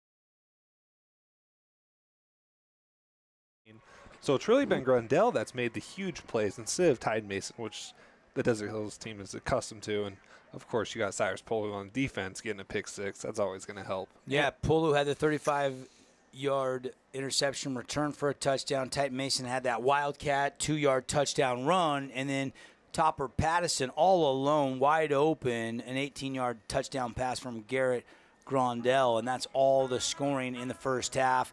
5 tackles for Brock Moy and Riker May, but an interception, a forced fumble, a fumble recovery. What can't Cyrus Polu do? He had an impact on offense and defense. And he made a couple great run fills up the middle on Rand Sawyer that, you don't see a lot of safeties doing in high school. By the way, Tyden Mason, Rick Barry, he was going to try to make Grondell beat him. Tyden Mason, 12 carries, only 48 yards in a score. Grondell, though, 10 of 13, 133 yards and a touchdown. So Wintle had 3 catches for 65 yards. So even though they did a pretty good job slowing down Tyden Mason that first half, Desert Hills was able to find other players to step up and make plays for them. Yeah, they held so far he's 100 yards under his yards per game. Yeah. And so he's literally 148.3 yards per game, keeping him to 48 in the first half. That's incredible for this Dixie defense, who, like you said, is missing their best D lineman because he's sick today. Isa Lapati, yes, out, and that is meaning another young pup has to step up there. They're already starting sophomore, all over the place on defense. Don't get me wrong, there's some upperclassmen there, but a young group there for the Flyers defensively. And at the half, all Thunder 21-0 the lead. We'll take another quick timeout inside our Great Harvest Bread Company halftime show. When we come back, we'll get you some scores around town, around the region, around the stadium. We'll even give you a couple from around the country. 2 college football games going on right now. We'll check in on those as well. Stay with us here. 21-0 Thunder on the Wilkinson scoreboard at the half as they lead Dixie. You could wander around a warehouse store forever and never find the one thing that could make all the difference. A helpful face? Now that's something to consider. Everything your local Bucks A stands for is written on our faces. Welcoming, neighborly, knowledgeable. When you're in need of a helpful face, visit one of our 3 Southern Utah locations. Hey, it's Marco from Coral Canyon Golf Course inviting you to play the course with the best backdrop in Southern Utah. Make sure you get out and experience great golf for a great price at Coral Canyon. Visit coralcanyongolfcourse.com or call us at 435-688-1700 for your tee times. Your child's sports journey starts with the City of St. George Recreation. From their first steps on the court or field to becoming a star player, our youth sports programs are here to develop talents and teamwork skills. So get out and play. Check out all the sports and get signed up at sgcityrec.org. We love giving back to our community, and over the years, we have provided vehicles for families in need, supported local charities, and helped train our first responders.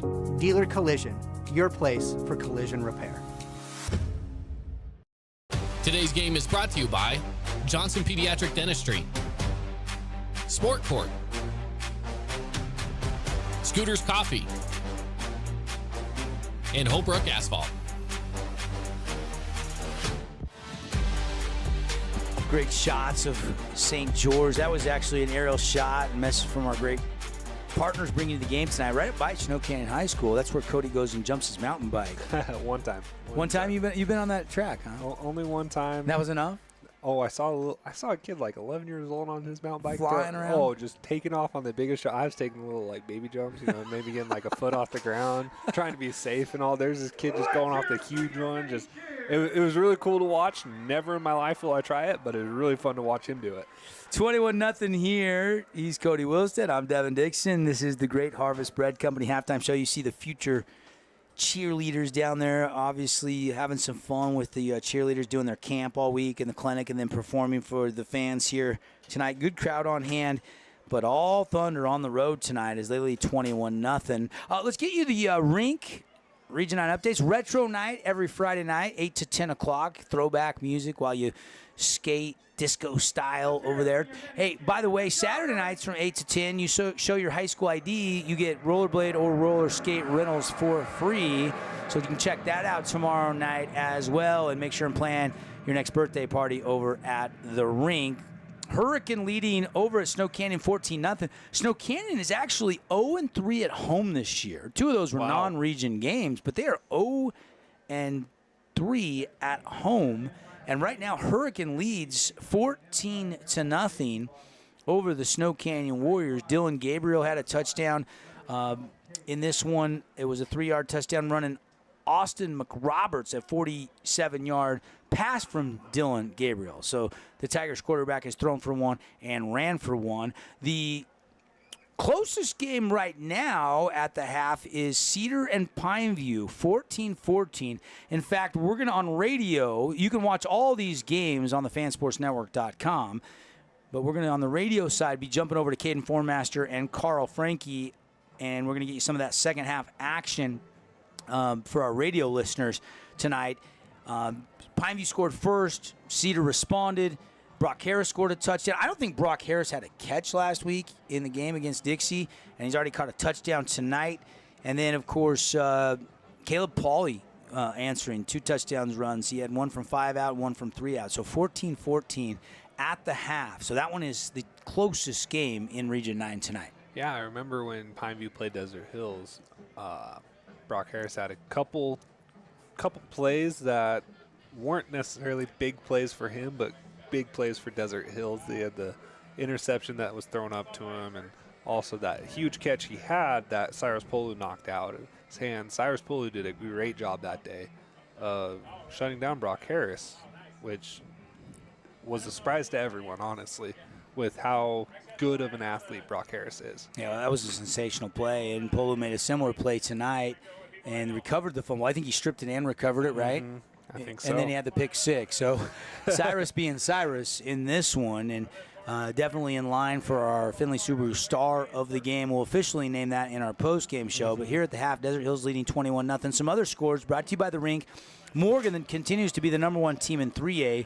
They're laying it on Ben Lomond, 35-0. Canyon right now getting smashed at home by Manti. That's a good Manti team, 21-0. Some 5A games. Brighton beating East 17-10. Maple Mountain leading 14-7 over Orem. And Tentview, no problems right now with the Aviators of Cedar Valley. They're up 27-0. Wow. The other big one tonight, Cody. Granger is beating Kearns 41-0. Yeah. Some 6A scores. Layton and Farmington. Farmington up by 7. You've got Davis leading 7-6. Davis is 5th, I think, ranked in 6A right now, and they're only up a point right now at Fremont. Coach Munkers used to coach up there at Fremont. Riverton giving Corner Canyon a game right now, but the Chargers still leading 28-13. Corner Canyon's dropped to number 3 in the all classification rankings. Right now, Lone Peak actually is 1, Lehigh 2, even though Lehigh probably will drop after they lost last night to Skyridge. Oh, they did. That Lone Peak Corner Canyon game, I can't believe Lone Peak ended up winning that game. Right after Corner Canyon came out and beat IMG, they just go down to and Skyridge 20-16 over Lehigh last night. That was a battle. And then I was trying to see if former Flyer Junior Coughlin is back playing for Skyridge. I know he was going to miss some time. I think he had a broken hand, was going to miss a few weeks. Last night there was also a 19-2 game. There must have been a safety in that one, right? West Jordan beating Hunter. That's got to be a scoregami. One of those scores that's never been done before. That's a weird, even 19 points is a weird number to get to.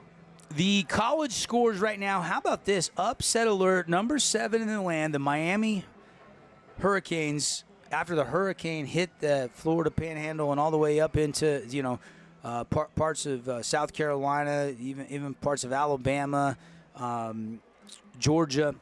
I was looking at Zach Blair's post of the tree farm today on social media. Oh, I didn't see that. I mean, just from the pictures, Zach, and he'll be playing the Black Desert Championship here in St. George in a couple weeks. The golf course that he designed and opened, it's in Aiken, South Carolina, probably about 30 minutes from Augusta, Georgia. Okay. Must have lost, 20, 30, 40, 50 trees on the tree farm property from that hurricane. So thoughts and prayers to everybody involved there. We know the Liberty game got canceled last night against Appalachian State. Liberty's trying to get an at-large bid. They need to try to make that game up. But right now, the Miami Hurricanes are in a little bit of a trouble. They're down to about 2.5 minutes left in the third quarter. They're down by 10, but they are driving. So they're trying to cut that lead of Virginia Tech down. Virginia Tech coming into this game just 2-2. Miami's undefeated 4-0, and again, all the way up to 7 in the top 25 latest poll. Cam Ward, plenty of offense to come back, but he's got to get it going. This is probably a pretty crucial drive right now. They are in the red zone, and we will keep you posted. Another game going on tonight, the University of Washington is at Rutgers. And by the way, on cue, Cam Ward runs it in for a 20-yard touchdown run, and they're a PAT away from cutting that down to a 3-point deficit. The other game tonight, Rutgers leading Washington early in the third quarter, 14-3. That Miami game's on ESPN. The Washington-Rutgers game is on Fox if you're listening on radio and you want to catch the end of the game. But we don't want you to leave our game here. If you love high school sports like we do on the Fan Sports Network, we are 4 wide tonight. Even the Crimson-Stansbury game, all the links on the fansportsnetwork.com. This is the Great Harvest Bread Company. And by the way, the Rink Region 9 update, last I saw was 7-7 between Stansbury and Crimson. Did you see anything other than that? I haven't seen anything other than that. I haven't. So I don't know if anyone out there listening has watched Cam Ward play quarterback. I have never seen a guy play so nonchalant. I love Cam. He doesn't even look like he's trying out there. He doesn't look hurried. He doesn't even. He was that way when I called his game when he played at Incarnate Word a couple years ago when they played Utah Tech. And then, of course, I saw him at Washington State University. And now he got that big payday with the NIL deal to go to Miami. And the next step is the NFL. And I think he's going to be drafted next year. I think he could be. He is that dual threat guy, right? He has great strong arm, and it's just so interesting to watch him play and how he maneuvers in the pocket. Even when he's scrambling, you'll see him just kind of looking around, see if there's players around him, just kind of jogging. The latest score update we have on Crimson is 14-7 now. Crimson has scored again.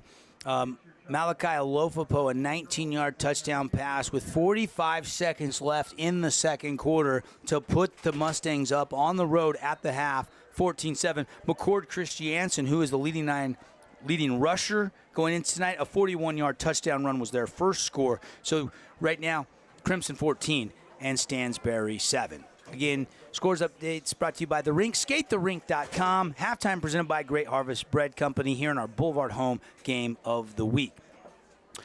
For our radio audience, we're going to take a quick 30-second break, and when we come back, or 60-second break, whatever you want, DC Jr., and we're going to be going over to Caden Formaster and Carl Frankie. For everybody else, stay with us here on thefansportsnetwork.com.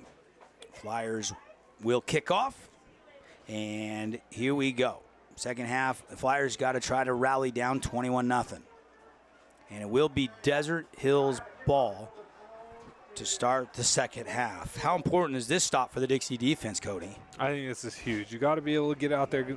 A 3-and-out drive would be massive for the Dixie Flyers right here. You know, get out, get good field position coming back, you know, because they need to go in, they need to score. They need to get this to a 2-score game if they can. I expect more of kind of the same. Get them to stop Tyden Mason. Not stop him, but, you know, slow him down, contain him a little bit. It was on the Flyers, so back them a 5, and they'll elect to make them re-kick. And we officially have yet to start the second half. Still 12 minutes on that third quarter clock. I want to thank some of our other sponsors bringing you the game tonight. Finley Subaru will pick a star of the game a little bit later. Bucks Ace Hardware will bring you the wrap-up show later on tonight. It's built by Bucks Ace Hardware, 3 Southern Utah locations. Post-game show here from the booth will be brought to you by Johnson Pediatric Dentistry. Hopefully we'll get some more coaches' comments. We had Sam Stevens stop by at the start of the half, and that's brought to you by Coral Canyon Golf Course. It is pure right now at Coral Canyon. Is it? Mm-hmm. And they got that radio $80 special. Range balls, cart, 18 holes, just $80 after 1 o'clock. And 101 probably feels pretty good after playing all summer in 115 here in the STG. Polu's going to get the return. He's going to take it to the right side. Lost his momentum. Is going to try to restart, and we'll get across the 35 to the 36-yard, maybe the 37-yard line. And how about Garrett Grondell? 10 out of 13, 133 yards and a touchdown. Very, very efficient first half for the signal caller for the Thunder. Yeah, no, great, especially after that first quarter where I think he was 1 for 4. You know, came out in the second half. It helped with that 2-minute drill where he came out and they had to throw the ball. But seeing him have such a productive half after a rough start is really good. Really good for the mental, good for the confidence. Let's see if they let it roll into the second half here. They'll run it to Tyden Mason. He's got some room. Shoots across the 30. Breaks a tackle with a high step to the 30, to the 20. And it is that special moment where you touch it down. That is a big-time run of 63 yards by Tyden Mason, and just like that, he goes over the 100-yard mark on the night. Yeah, I'm not going to say I deserve credit for that, but I did tell Coach Stevens that he needed to do something to get Tyden more involved. So I'm not going to say I gave him an idea, but he did say weird. You know I love to run the ball. Right. You know, it's just kind of weird first play out of the half, you know. We'll give Coach Stevens 75% of the credit, and we'll give you an honorary 25%. I appreciate that. Big-time start, not the start the Flyers wanted. And just like that, 28-0, best friends, extra point good. Kanab, Utah, just 90 minutes away from St. George. Take home your new best friend. Quick 30-second timeout. Flyers get the ball when we come back down 4 scores.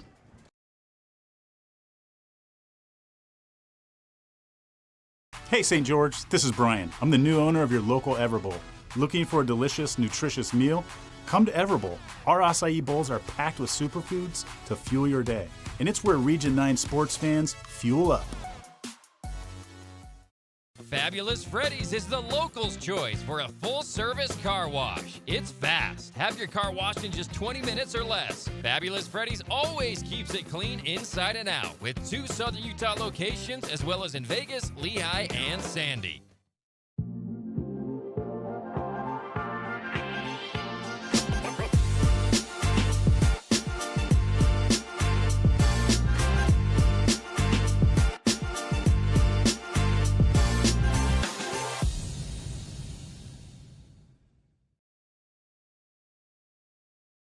Today's game is brought to you by Boulevard Home,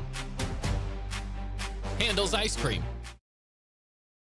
We'll go into the end zone, and it will be a touchback and almost a must-score drive if the Flyers want to have a chance to get back into this game. Down 28-0. One play from scrimmage into the second half, 63-yard touchdown run or just shot out of a cannon, Titan Mason. Mm-hmm. You know, they got him out on the right side on the edge where he has seen a little more success compared to running up the middle today against the Flyer defense.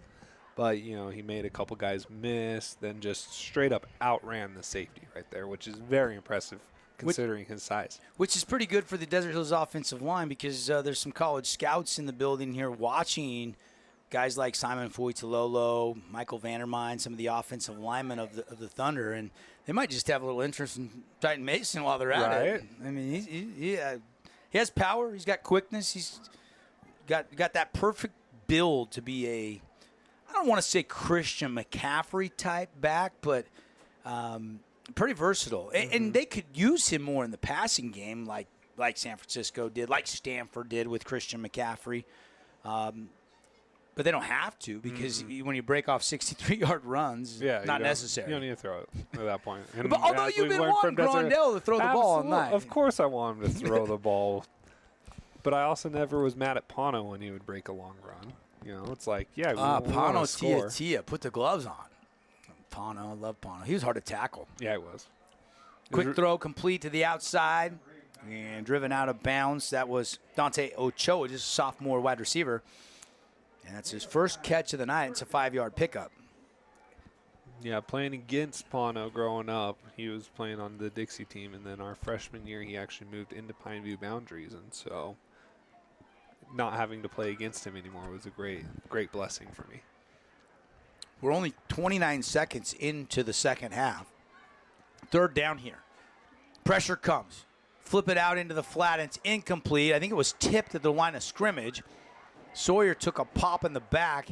He's saying, I didn't have a chance to catch that football, but I don't think it matters. Once it's tipped, they can tee off, and I think that's a clean hit at that point in time. And that's exactly what Cyrus did right there. He came up and gave him a little pop, saw it was tipped, and so it's all fair right there, which it's one of those that's like, is it really fair? But it's not against the rules. Pooch kick here on 4th and 5, and it's Truman that goes ahead and punts it. This time it's not a great kick, kind of off the side of his foot. It's going to go out of bounds at about the 40. Let's see, they're still walking. It's going to be about the 40. Well, 40-yard line of Dixie. That is what, a net 15-yard punt or something like that, Cody? That was not struck well. I still think that might be a little generous.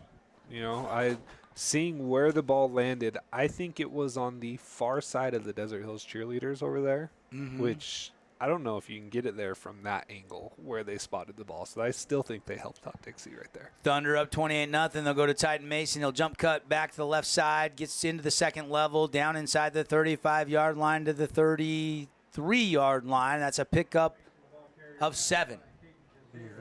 Kazir on the stop for the Flyers. Saw a great hustle by the defensive lineman, came back. You know, Ty Mason was making a couple of jump cuts, might have been able to slip out of that, but then got hit from behind by the defensive lineman for the Dixie Flyers. I wasn't able to see which number it was, but great hustle by him. He might have saved a bigger play right there. Brody Lounsbury throws a touchdown pass, and it's 14-7, Hurricane leading Snow Canyon, but they've cut that lead in half. Now a completion, and now juking, and going back to the middle of the field. It's Titan Mason coming all the way to the near sideline, down to the 10-yard line, the 9. He's driven out of bounds. That is a 23-yard gain for the receiver/running back Titan Mason. We were just talking about that. I was just about to comment on how do you feel about him getting involved in the passing game. See Cyrus right there on the replay that the TV or the video viewers were able to see. If he would have gone at that cornerback instead, I think Titan Mason scores right there.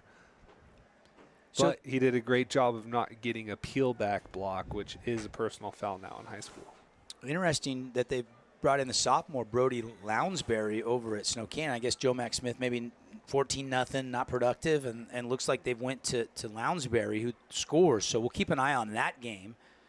And again, all 4 games streaming tonight on the fansportsnetwork.com. Crimson up 7, Hurricane up 7, Cedar and Pineview tied 14-14. That game just starting the third quarter like this one is. And here, this is the blowout of the night right now. And Desert Hills is already up 28-0. We've already got our Holbrook Asphalt Big Score dessert in effect tonight for all the Region 9 football fans over at Yogurtland. Buy one, get one free. Holbrook's buying you that second one. And they're in the red zone, the Red Rock Real Estate red zone, looking to score from the 2. Grondell going to give it to Mason. Mason's going to go into the end zone easily for another touchdown. And that is touchdown number 3. He's got the hat trick tonight. Throw your hat on the ice for Titan Mason. Yeah. At this point, do you wonder how much longer until we start seeing the underclassmen for the Desert Hills Thunder? You know, as a senior, it was always a goal of mine. I wanted to be done at halftime. I wanted to get up enough on teams where my backup was getting in for the whole second half. And we saw that a lot last year with Still Barbin at Crimson. Mm-hmm. You know, a lot of halves, big lead, and his night was done. Yeah. I would love to see Max Brownstein come out here, play quarterback for the Thunder, the junior. He is actually in my parents' ward. You know, I saw him kind of as a little kid, and then he was a freshman, I think, when I was coaching at Desert Hills. He came out for a summer. He went with our JV team and won the Utah Tech 7-on-7 tournament for our he's got JV some talent. team. He can throw the ball, and he is so smart. I would love to see him get out there, you know, sling it a little bit, because I think it will be his reigns next year. So I think all the game time he can get is perfect. We'll see. Right now, Grondell just handing it off. Did throw the one completion there to Mason, which got him down inside the 10, and then a couple plays later, Mason in for his 3rd touchdown run of the night. All Thunder, 35-0. Best Friends, Kanab, Utah, bestfriends.org. Extra point is, of course, good. And the Flyers seem deflated right now. The crowd has been silenced. I mean, crowd mic, that's not cheering. That's just kind of some casual talk going on in the stands. There's not a lot to be excited about right now for Dixie, and it's been a tough year. As it looks like, as the way this one's trending, Flyers could go to 1-5 on the season. And that's so weird for me to see, because every year that Coach Monkers has been here, he has always had a winning record, at least. You know, most of the time they're top 3 in the region, but then this year it's just bad. And I'm getting updates because Joe Mack is kind of family to me over there at Snow Canyon. My little brother married his sister. So Right. So just got a text saying he was benched. He was. That's what I said. He was ineffective. Yeah, that's why they went to Lounsbury, and then he goes in and scores it. Just not productive tonight. Yeah, and sometimes you need to do that just to give another guy a shot, maybe to see what they can do, maybe to send a message. I mean, you see it all the time. Yeah.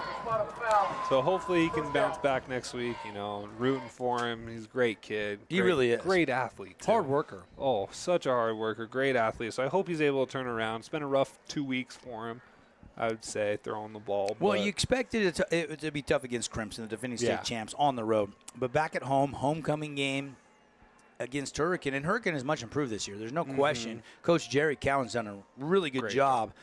They are no gimme anymore. No, their defense is You might really not want solid. to schedule them for homecoming next year. No.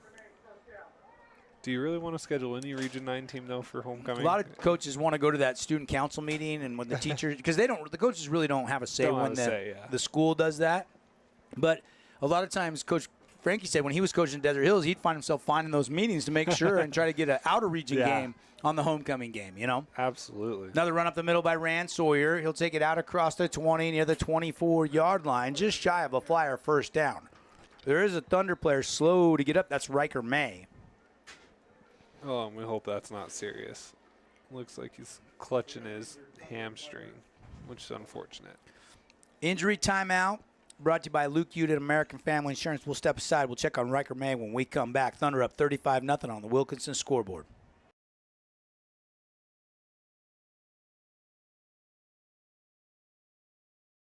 Relatives coming to visit, not enough room, or maybe you're looking to host a family reunion and need a house with a pool. Well, Red Rock Vacation Rentals has got you covered. From 2-bedroom condos to 10-bedroom luxury homes, they truly have something for everyone. Plan your perfect getaway or staycation. Visit St. George, Utah, vacationrentals.com. Scooter's Coffee and Hurricane is the best way to start your day or get you through your day. From breakfast sandwiches to cinnamon rolls to amazing smoothies and, of course, coffee, anytime is a good time to sip and smile Scooter's Coffee. Open 7 days a week. Huge news! Sport Court has a brand new showroom and design center, and it's next level. See why so many are choosing Sport Court here in Southern Utah for top quality basketball, pickleball, and multi-purpose courts. Learn more at sportcourtofsouthernutah.com. Hi, I'm Jermaine Jegmer from The Rink, and I'm inviting you to come out and skate The Rink. The Rink is the hot spot in town for big group events and kid birthday parties. We now have a karaoke room and retro skate night every Friday night. Visit skatetherink.com to learn more and let the good times roll at The Rink. Hey, it's Luke with Udine Associates at American Family Insurance. At Udine Associates, we love insurance so you don't have to. With a quick call, we can get you an instant quote with the right coverages. My team of licensed agents are ready to help you with better insurance from American Family. Give us a call at 435-251-9102.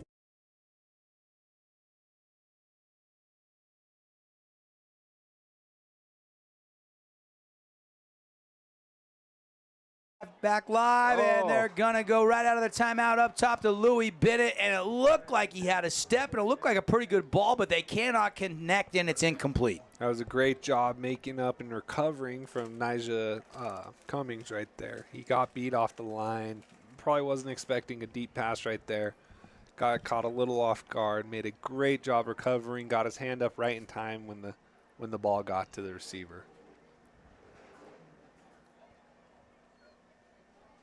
8:15 and ticking left here in the third quarter. Flyers facing third down from their own 23. 3rd and 1. They'll run it. And you know what? Ransawyer got it with the extra effort. Looked like it was all bottled up, and he found enough of a crease, dives ahead to move the chains. That's a fabulous Freddy's first down. Yeah, just nice hard-nosed running right there. Get the first down, so now you can hopefully throw the ball, try to get back into this game. Pretty good job coming up to fill the gap, but he cut off. And sometimes as a running back, you just got to have that sense of when to cut and where to cut to. Now he's going to go spin move, B button on the Xbox, and he's going to take it out to the 34-yard line.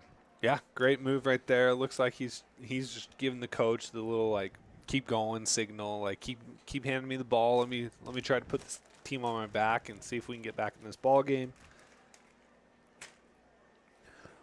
1, 2, 3, 4, 5, 6, 7, 8, 9 right now in the box for the Thunder. I mean, they're all crowding the line of scrimmage. Look at this.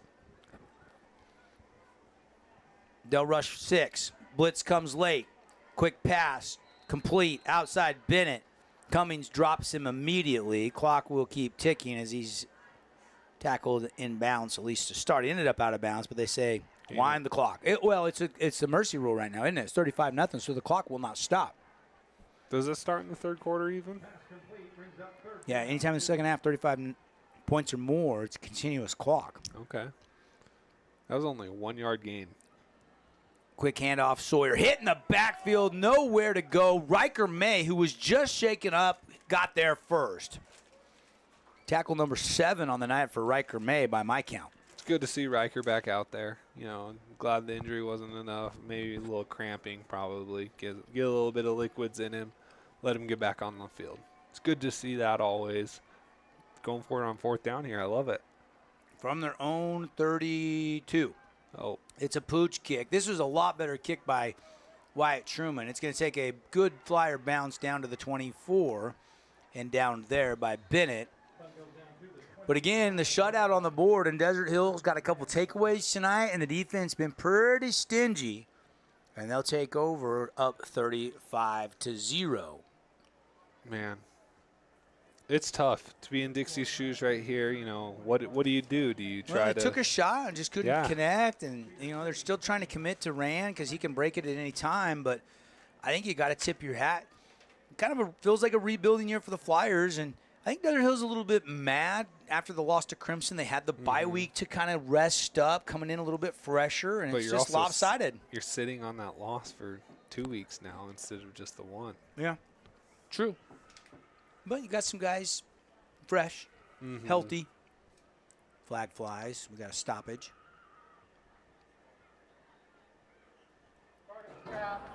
Illegal substitution, 12 men on the defense. 5-yard penalty. Really? First down. Here in the Grass Creek Construction broadcast booth, Devin Dixon and Cody Wilstead. And Cody, I mean, what do you do right now if you're Dixie? Nothing going offensively, no big plays, and then obviously Desert Hills, 35 points, and they're looking for more as they go in around to Trey Horton, who turns the corner, turns on the Jets. He'll take it out across the 46 to the 47-yard line. You don't want to give up, that's for sure. You don't want to just have your guys out there not really trying to make tackles, letting plays that you don't normally allow happen, getting dumb penalties. I don't know if I can see that, but dumb penalties, like 12 people on the field. You guys, you can't be making mistakes like that. Don't lose focus. You still want to try to gain as much momentum as you can going into next week maybe. You know, this week kind of chalk it up. Bad week, didn't work out. Some of our players are out. But see if you can build on something heading into next week. And they're going to run it again in another big opening on that right side and finally driven out of bounds. And that was number 14 getting the first carry. That's Isaac Andresen, just a sophomore. They really like this kid. There is a late flag. Sideline warning on Dixie. And again, Devin, Cody, Grass Creek Construction broadcast booth. And excited to have Grass Creek joining us as a partner of local sports here on the Fan Sports Network. They've done a lot of, you don't really realize it, but you know, you go to see some of the jobs they built. They built a new summit on Bluff Street. Okay. A beautiful facility. Have you been in there? The one on Bluffs? No, Sunset. Obviously. Yeah, I'm checking the guns here. Yeah, he's been at Sunset Boulevard, the new summit. Yeah, so I live out that way. That's Yeah. actually the one I go to when I decide to go. I've been getting into running recently, Oh, actually. So okay. That's been pretty fun. Now a wide receiver in the City League flag football. No, it was summer games. It was actually, I went and I played the basketball summer games, and I was dead. I was winded. Like conduct, Dixie number 52. His first towards disqualification. All right, frustration frustration is mounting right now.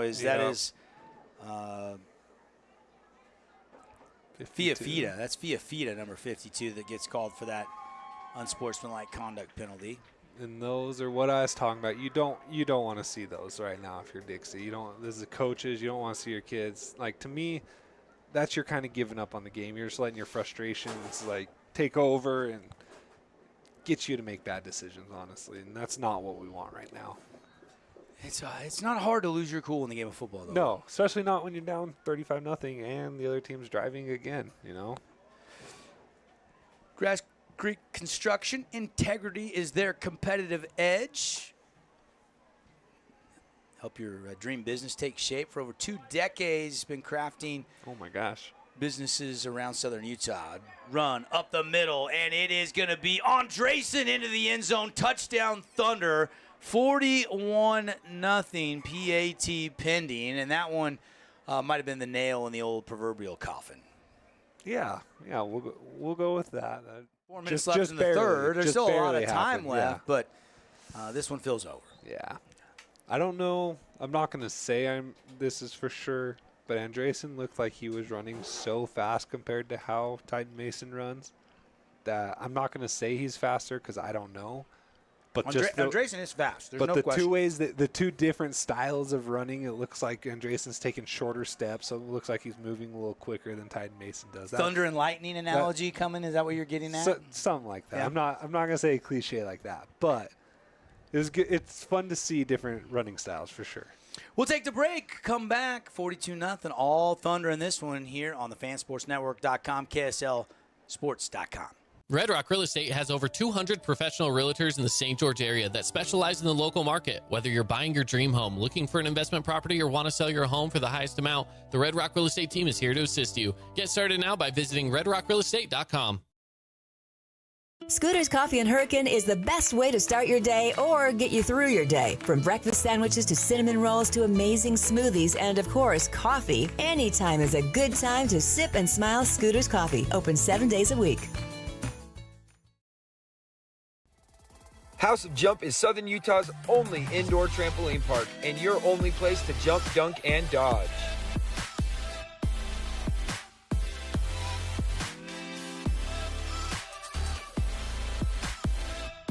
Head on over to our house, the House of Jump. Hey, it's Luke with Udine Associates at American Family Insurance. At Udine Associates, we love insurance so you don't have to. Kickoff will go into the end zone for a touchback. Flyers looking to get the goose egg off the board, and they'll set up shop here. 1st and 10, 42-0 Thunder leading. Devin Dixon, Cody Wilstead. Tonight's game brought to you by the Back Nine. The Back Nine, what's that, Devin? If you haven't heard of the Back Nine, you must take a listen. Experience the Back Nine Golf. It's an indoor golf facility. You can get in there. You can practice like the pros, track your stats, play a course. Unbelievable technology. Check it out, theback9golf.com. They're even franchising. They're one of actually the fastest growing companies in the state. I think they're up to like over 40 franchises, picking up Nashville and Vegas and working Colorado, on some in Texas. Yeah, it really started right here in St. George and growing quickly. A location in Cedar City as well, the Back Nine Indoor Golf. Quick throw, Crew Bereze, sophomore. It's doing well enough that the CEO, Will Bangeter, quit being a lawyer just so he can be the CEO of the Back Nine. A former Pineview Panther. Same class as you, or you're No. younger? So I was in between his two little brothers, Jack and Steve. You were between Jack and Steve. There's Adam, Jack, Steve, Will, Braden, Max. There's a ton. There's a bunch of them. All were good All athletes. boys. All boys. Yeah. Incredible. Well, you don't have any sisters. What are you talking about? No, but I don't have 5 brothers True. either. True. I think we definitely would have got a sister in there somewhere by the Two- time we had 6. 2:50 left in the third. Roxy's outnumbered, and She loves it. Caught outside again in a short gain. Desert Hill's doing a good job of keeping everything in front of them, Cody. Truman has not hit that deep ball yet. They have not had an offensive play go over 20 yards tonight. But they have had this opportunity all day. We've seen these 5-6 yard routes open all day, and they just haven't been able to take advantage of them. They've had quite a few drops, which is unfortunate. Truman throwing, intercepted, and this could be picked to the 6. Return, and it cut back at the 10 and tackled at the 8. Wow, that almost had pick 6 for the second time written on it tonight. Number 15, Boston Bundy there with the Oski. Oof. Just missed his target right there. Had a little hitch route to, I think it was to Rand Sawyer right there, and just threw it inside. He curled outside, threw it inside right to the linebacker who was covering Rand. Just an unfortunate accuracy issue right there. And right as I was saying they should have done this all day, it shows maybe one of the reasons why they haven't, with the drops and then with the inaccuracy sometimes, Third turnover of the night. 2 interceptions and a fumble. And now Desert Hills, Grondell is still in at quarterback. Will hand to Andresen and into the end zone, touchdown. So 5 rushing touchdowns tonight. Titan Mason's night is done. He has 3, but Andresen has 2 in like 2 minutes. Yeah. I mean, just minutes like apart. 3 handoffs, 2 touchdowns. That's not a bad. And Dixie looks deflated right now. 48-0 PAT pending, brought to you by Best Friends, Kanab, Utah. Have you ever been to the sanctuary up there? It's actually really cool. You can get all-you-can-eat lunch for $5. They got the Roadhouse. It's remodeled rooms. You can stay there. You can tour the sanctuary and see all the dogs, cats, rabbits, horses, snakes. You can adopt any animal you can think of up there in Kanab, Utah, just a short 90 minutes away. PAT is up and good. We'll take the break. All Thunder tonight. The Thunder rolling. 49-0 over Dixie on the Wilkinson's House of Lighting scoreboard. From bold statements to subtle compliments, Wilkinson's House of Lighting will help you more fully enjoy all the different spaces in your home. Find us online at shopwilkinsons.com or come in and see what's new. 88 East, 1160 South, just off Main. Hi, I'm Jermaine Jegman from The Rink, and I'm inviting you to come out and escape The Rink. The Rink is the hot spot in town for big group events and kid birthday parties. We now have a karaoke room and retro skate night every Friday night. Visit skatetherink.com to learn more and let the good times roll at The Rink. Need an appliance or two? AWP's got you. Check out the remodeled expansive showroom, highlighting the cafe series with colors like matte black, matte white, and modern glass. Make your kitchen stand out. Come see the local boys at AWP across the freeway from the Bloomington Walmart. Today's game is brought to you by Findlay Subaru, Honolulu Grill, Nets on Fire, and Intermountain Sports Performance.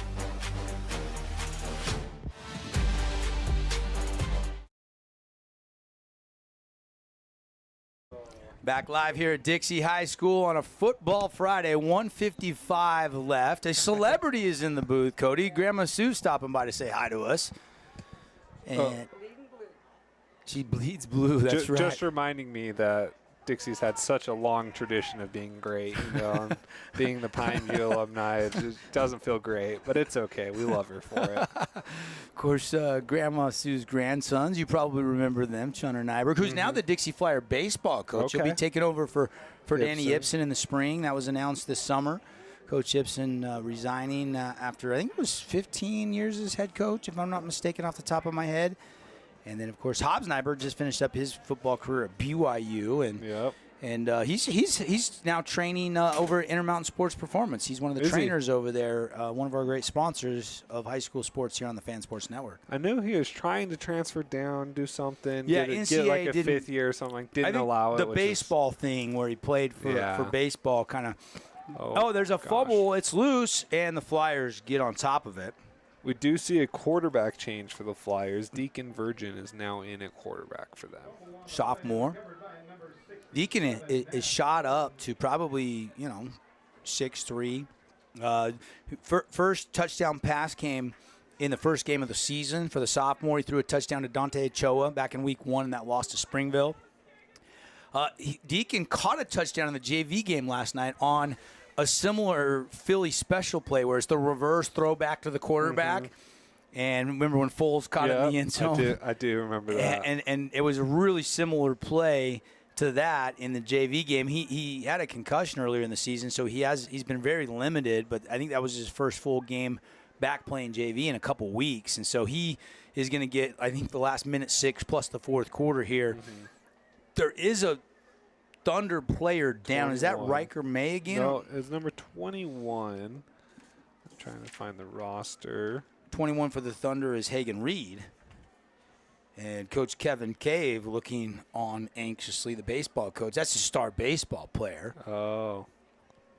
And he is not limping. What you want to see. He is limping. He's walking under his own power.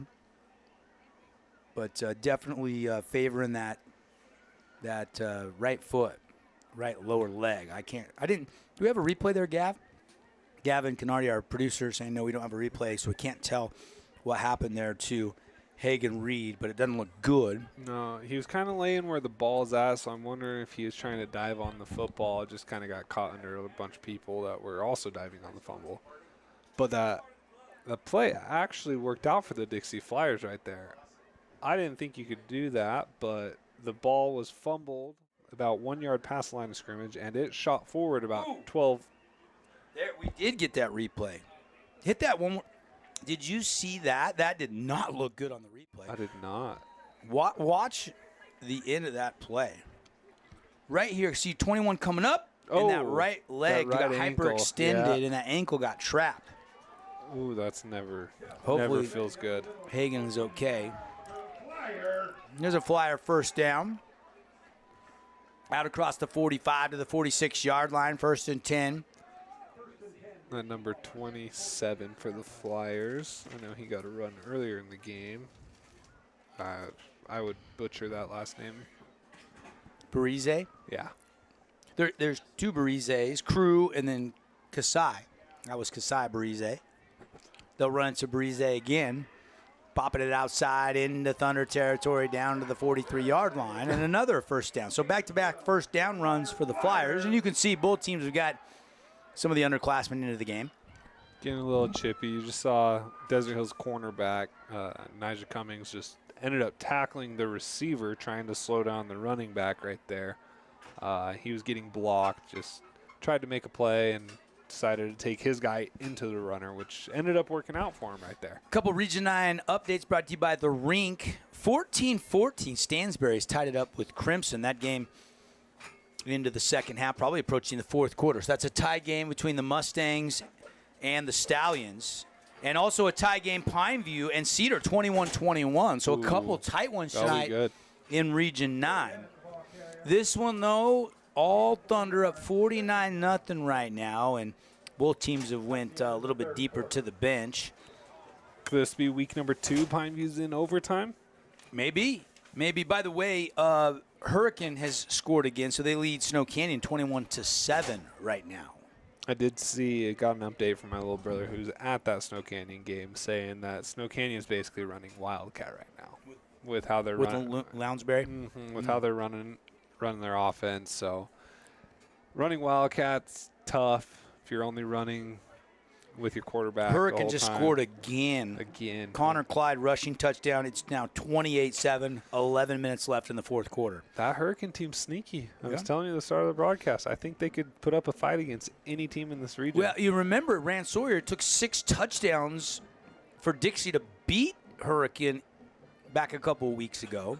And Hurricane was up by like 3 touchdowns at one point in that game, I remember. Yeah. And then Hurricane, only loses by a touchdown last week up at Cedar City. It's always a tough place to go play. And you look at the game Cedar's given Pineview. I think Crimson is here, and then Desert Hills is kind of 1A, 1B. Obviously, Crimson already beating Desert Hills head-to-head. And then everybody else, any given night, anything can happen. I still think. You look at the RPI rankings. Since we have some time here, it's 49-0. We'll pull up the RPI rankings. Crimson is the only team really sniffing the top 10 right now in the RPI rankings, but a lot of teams got some work to do if they want to get a pretty good seed going into the postseason. Doesn't everyone make the postseason? Yes, sir. Yeah, everybody's in. How do you feel about that? How do you feel about ho-hos and Twinkies for everybody? I mean, look, I love everybody getting a chance. If you're in the top 16, I don't know how I feel about everybody. I would limit it to. There's 25 4A teams or something, 27, 28. And, if you cut that in half, somewhere around the halfway mark. Some teams have injuries, though, and start peaking later in the season. 24 teams would be that's a big postseason. That's so long. But right now, Crimson has climbed up to number 5. And if they can beat Stansbury, who is 8th in the latest RPI rankings, that won't hurt Crimson. That'll be a nice quality win against another top 10 team. So Crimson looking pretty good in the RPI. Desert Hills sitting at 12 is the next team in the RPI standings. Cedar's sitting at 13. Pineview at 14. Snow Canyon's sitting at 16 right now. Hurricane at 22 and Dixie at 23. Yeah. Out of 28 4A football programs. And that Pineview team could jump if they can figure out their defensive line a little bit moving on towards the season. If they're able to figure out. Virgin pass on a slant to Ochoa. Incomplete on 4th down, and that'll be a turnover on downs, and the Thunder will take over with 10:32 left here in the fourth quarter, and the Thunder up 49-0. Not a bad first drive by Deacon Virgin, though. Moved it down. Got it down. I think they got the ball at the 20-yard line. Got it down all the way. What would that be? The 36-yard line? Nice little 40-yard drive. Truman is a senior, so Coach Munkers loves it when he has those quarterbacks for their junior and senior season. Yes, he does. And Virgin's only going to get bigger and stronger and more experience as he goes. I think he's got some big upside, and they've got a lot of young sophomore receivers that he will have a rapport with after another offseason, 7-on-7 and whatnot. So I think the future offensively is bright. And we do have Andresen at quarterback for Desert Hills as well. Now, this is the cousin. This is not Isaac. This is his cousin, which is Tanaya Andresen. They're cousins. Because Tanaya is about, a foot taller than Isaac? I was just thinking that. I remember last time we had their game. Well, they're both sophomores, and when the first game I had, I was like, they can't be twins. There's no way. I remember Coach Frankie texted me. Yeah, and they're cousins. Like, yeah, they're cousins. Yep. Don't get it twisted. It's like, all right, sorry, Coach. Kind of fun to play with your cousin or brother, any relative at all, though. That's kind of fun. That'd be a good time. And Isaac has already got 2 touchdowns, and he is in the backfield with Tanai. 9:06 and ticking, continuous clock here, and man, they gotta teach the young guy the signs so he doesn't have to run to the sideline every time though to get to play. That would be brutal. 2 receivers split to either side, 2 backs, offset pistol. They'll run it. Andresen, nothing there. Tackle made by, who was that, number 24 for the Flyers coming up making that stop. That's Mason Schumann. Comes in as one of the leading tacklers behind Colo Lynn on the year. Again, no Isa Lapati tonight, out sick.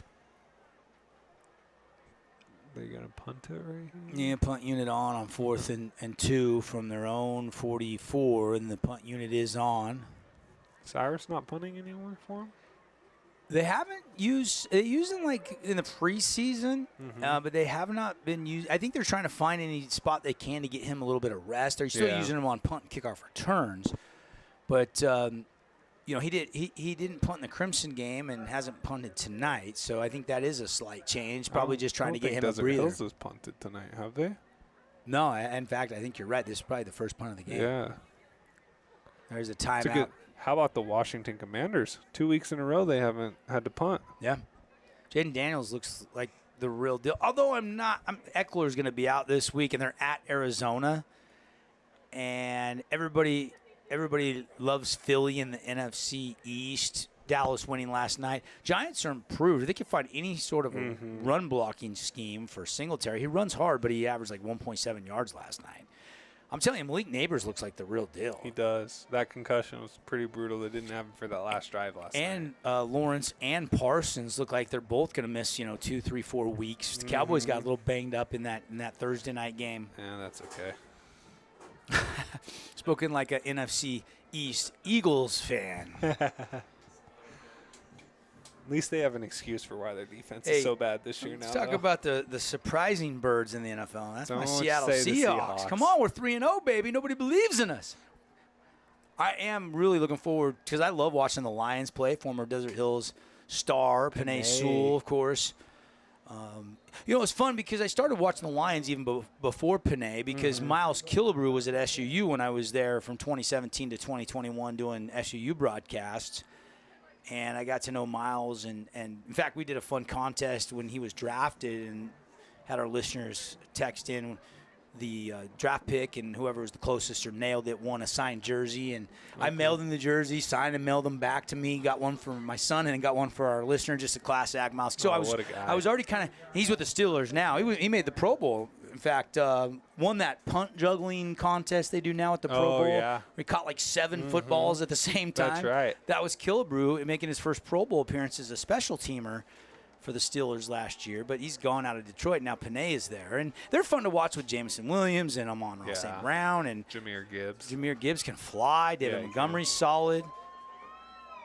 And Barize with a run out to midfield for the Flyers. Campbell. Did you see how much coffee Dan Campbell drinks? That was a funny story.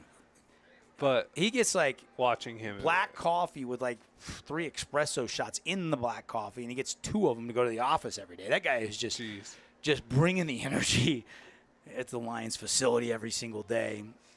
He's turned that front office has done a good job drafting, but Dan Campbell's done a heck of a job. Yes, he has. I mean, both the Lions and Seahawks are pretty sneaky right now. I mean, Lions are 2-1. Seahawks are 3-0. There's a doubleheader Monday night. You got the Tennessee-Miami game. Looks like Tyler Huntley, former Utah U quarterback, is going to start for the Dolphins instead of Skylar Thompson or Tim Boyle. Yep, Tim Boyle. Barize hands off or takes the handoff and is tackled for a loss. Crew Barize, the brother. Still he's a sophomore. Butcher that last name. I'm sorry, guys. Crew Barize. Barize. I think is how you say it. And then Castle Barize. They're both sophomores. Now, they could be twin brothers, for all I know.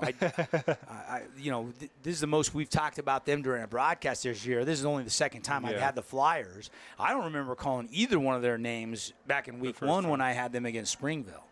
So it's been 5 weeks in between Flyer broadcasts. So if any of our listeners know, you can send me a tweet. I'm sure if Coach Frankie will shoot me a text. Well, he's working a tie game right now. He's over there doing that Pineview Cedar game. Last we heard it was 21-21. Motion, Virgin, throwing, pocket collapsing. He's going to roll right, throw, complete. And a nice job by Deacon Virgin to find Jack Thompson, the senior wide receiver, for a pickup of a couple. He looks mobile, too. He doesn't look... Well, he gets that from his mom. Shout out to Shannon.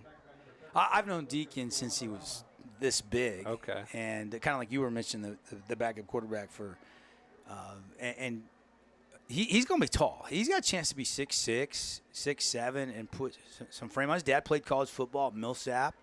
Let's hope he can put some weight on. Handoff. Breeze and going to take it down near the 30, just shy of the 30. They'll spot it at the 32, but another fabulous Freddy's. First down. Just not enough of those consistently tonight. No, not at all. But a chance for Virgin, who drove him down before stalling out, to try to orchestrate a drive and at least get that goose egg off the board. That's really the only storyline left tonight. Maybe even kick a field goal from, if you get stopped here, maybe try a long field goal just to get it off the board. Last time the Tigers beat the Warriors was September of 2016. So it's been 8 years. Year after I graduated. Well, that would have been, no, that's 2 years after I graduated. Yeah, they never got you in high school, did they? Hurricane? Hurricane. Maybe they did that one year. My freshman year, they got me. Is that the year they won state and beat Juan Diego? Was that 2012? No. 2011? So that game was the year before me. I think. 2010? How? So 2012 was my freshman year. There was years there when Chris Homer was the head coach. Where they made 10, 3 11, state and 12. championships in a row. So I think they lost on the field goal 3 years in a row. One was a Hail Mary by Juan Diego. I was That's at that right. game, calling that game at Rice-Eccles Stadium, and then they finally got the monkey off their back and won the state That might have been championship. my freshman year, actually. Yeah. Now that I think about it. I threw a pick six that game. Obviously, I still remember it. But it has been since 2016, and it looks like Snow Canyon is going to go down tonight to the Hurricane Tigers. Jerry Cowan is doing a really good job resurrecting that Tiger program. I will say I never lost to Snow Canyon, though. They are a team I even beat my freshman year. Cue up we weren't very the good. Bruce Springsteen glory days. Throw into the end zone, short of the end zone, and it's incomplete. I like the attempt right there, trying to hit Breeze, the crew Breeze, up down the center on a little post route. Just give your guy a chance, one-on-one coverage. Yeah, third down, may as well take a shot down the field, and now it's 4th and 13 from the 35, and no hesitation here for Coach Munker's going to go for it. Dev, I think we have 2 number 6s on the field right now. We do. Okay. Yeah, we do. Virgin wearing 6, and so is Jones Carter. When you're losing by 49, you can get away with that. Well, you got the JV players in right now, right? Yeah. You should be a penalty, though, I believe. Can't have the same number out there. And that one, you see it a lot even in college, but it's usually an offensive player and a defensive player. And that one just off the fingertips, incomplete, out of the hand of Deacon Virgin. And unfortunately for the Flyers, another turnover on downs. And it looks like Desert Hills with 1 first down can then kneel on it and grab the victory. 3:22 left on the fourth quarter clock, and all thunder in this one. 49-0 is our score. Stansbury just stopped Crimson Cliffs on 4th and goal at the 2-yard line, so the Stallions will take over with a 21-14 lead deep in their own territory. Okay. So a huge goal line stand, or we would be tied in that big-time out-of-region game for the Mustangs. Again, Snow Canyon down 35-7. That one going to go to Hurricane. And Pineview has just scored a couple of times to open up a 35-21 lead. So all Panthers in the second half in that game. Let me pull up the stats for that, see what they did, see if Brock Harris made a couple more plays. Pineview had an interception off a deflected pass. And there's your backup quarterback for the Thunder into the game. Brownstein will hand it off, and that one goes the wrong direction. A loss back to the 30. And that'll make it 3rd and 15 now for Desert Hills, as this one is on ice. So that's weird. I clicked on the stats of the Pineview game. I saw 35-21 just a second ago. But the stats only has it at 21-21. It's 21-21, but then Pineview got a field goal. I'm seeing 24-21. Okay, so they just probably put that in wrong on Deseret.com. you know, watching Deacon throw the ball, I really like his release. Yeah. I think it's a little low, but, you know, with him being so tall, that's okay. You can get away with it. He's got some zip on that ball. I think he could do really well as a passer next year. I think so, too. I think the future is bright. Just a sophomore. Mm-hmm. Obviously, he's got to keep working, got to keep his head down, got to keep getting bigger and stronger. I keep working the footwork. But he did show some mobility on that rollout throw to Thompson that he had. I know it was a short game, but showed some pocket presence. Yeah. I like to see that. I would love to see throughout the rest of the season if Dixie's, you know, if it keeps going this way, to see him get a little more action, you know, get him a little more comfortable. I know it's high school. You don't want to really, you know, plan ahead in that regard, but I'd love to see them get this sophomore quarterback a little more experience. So going into next year, he's a little more polished, has a little more experience under his belt, and maybe have a better year. You know, it's a fine line because Truman's worked so hard, and it's his senior year. But you know what? They brought Virgin in with 1 minute left in the third, so they're giving him a couple drives. I mean, I don't know what else you can ask for, and we'll see what the future holds. Coach Munkers has a really good feel for his guys, and obviously they're going to drop to 1-5 after tonight, and they're going to drop down even further again in the RPI rankings going into this game. Dixie was already down there. What did I say? They were at 23. 23. Yeah. And Desert Hills was at 12. Desert Hills will hold serve, depending on what happens in front of them. Could move up a spot or two. And Dixie may not move very much either. True. You know. Yeah. Spanish Fork actually is number 1, even though they are 5-1 and Ridgeline is 6-0. Based on opponents' win percentage and opponents' win percentage, they are about 0.2 ahead for the number 1 overall seed. But so much can change. Still only week 7 of the high school football season. 10 weeks? Is that how many they play? Yeah, 10, depending if you play on your bye week or take the night off. But usually most people play a 10-game schedule, 9 minimum, 10. And you'll see some, the Corner Canyons and those, do they play an 11? I'm not sure. They probably do play more because they travel across the country. Played like IMG. Yeah. And we saw Lone Beat play a team in California. I'm not sure if there's a maximum. That's a good question. I'll have to find out about that. I'm sure there is. Yeah, because I don't think you can start earlier. Depends on how many teams are in your region, too. Yeah. Some regions have one less team, which gives you one more out-of-conference game, which kind of could be a little bit misleading. 55 and ticking left after the punt. Dixie's final drive here.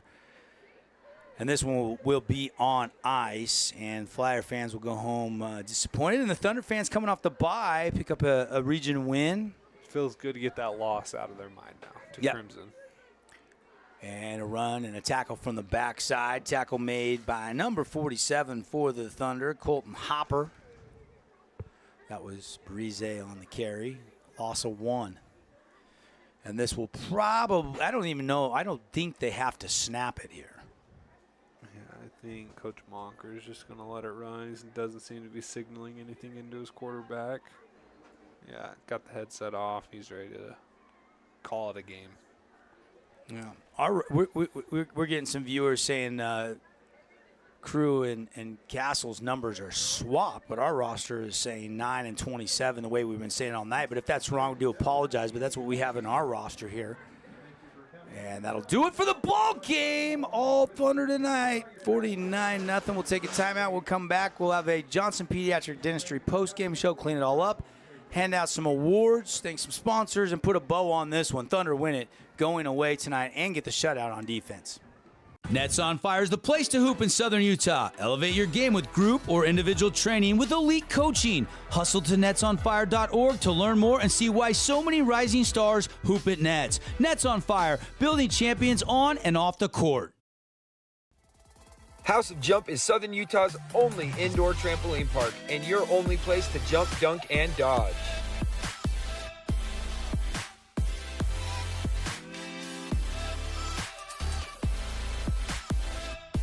Head on over to our house, the House of Jump. At Intermountain Sports Performance, we've been training athletes for over 20 years, and we guarantee your athlete will improve speed, agility, explosive power, and reduce the risk of injury while working with the most qualified and experienced team in Southern Utah. Find us on Instagram at sportsperformance_IH to learn more.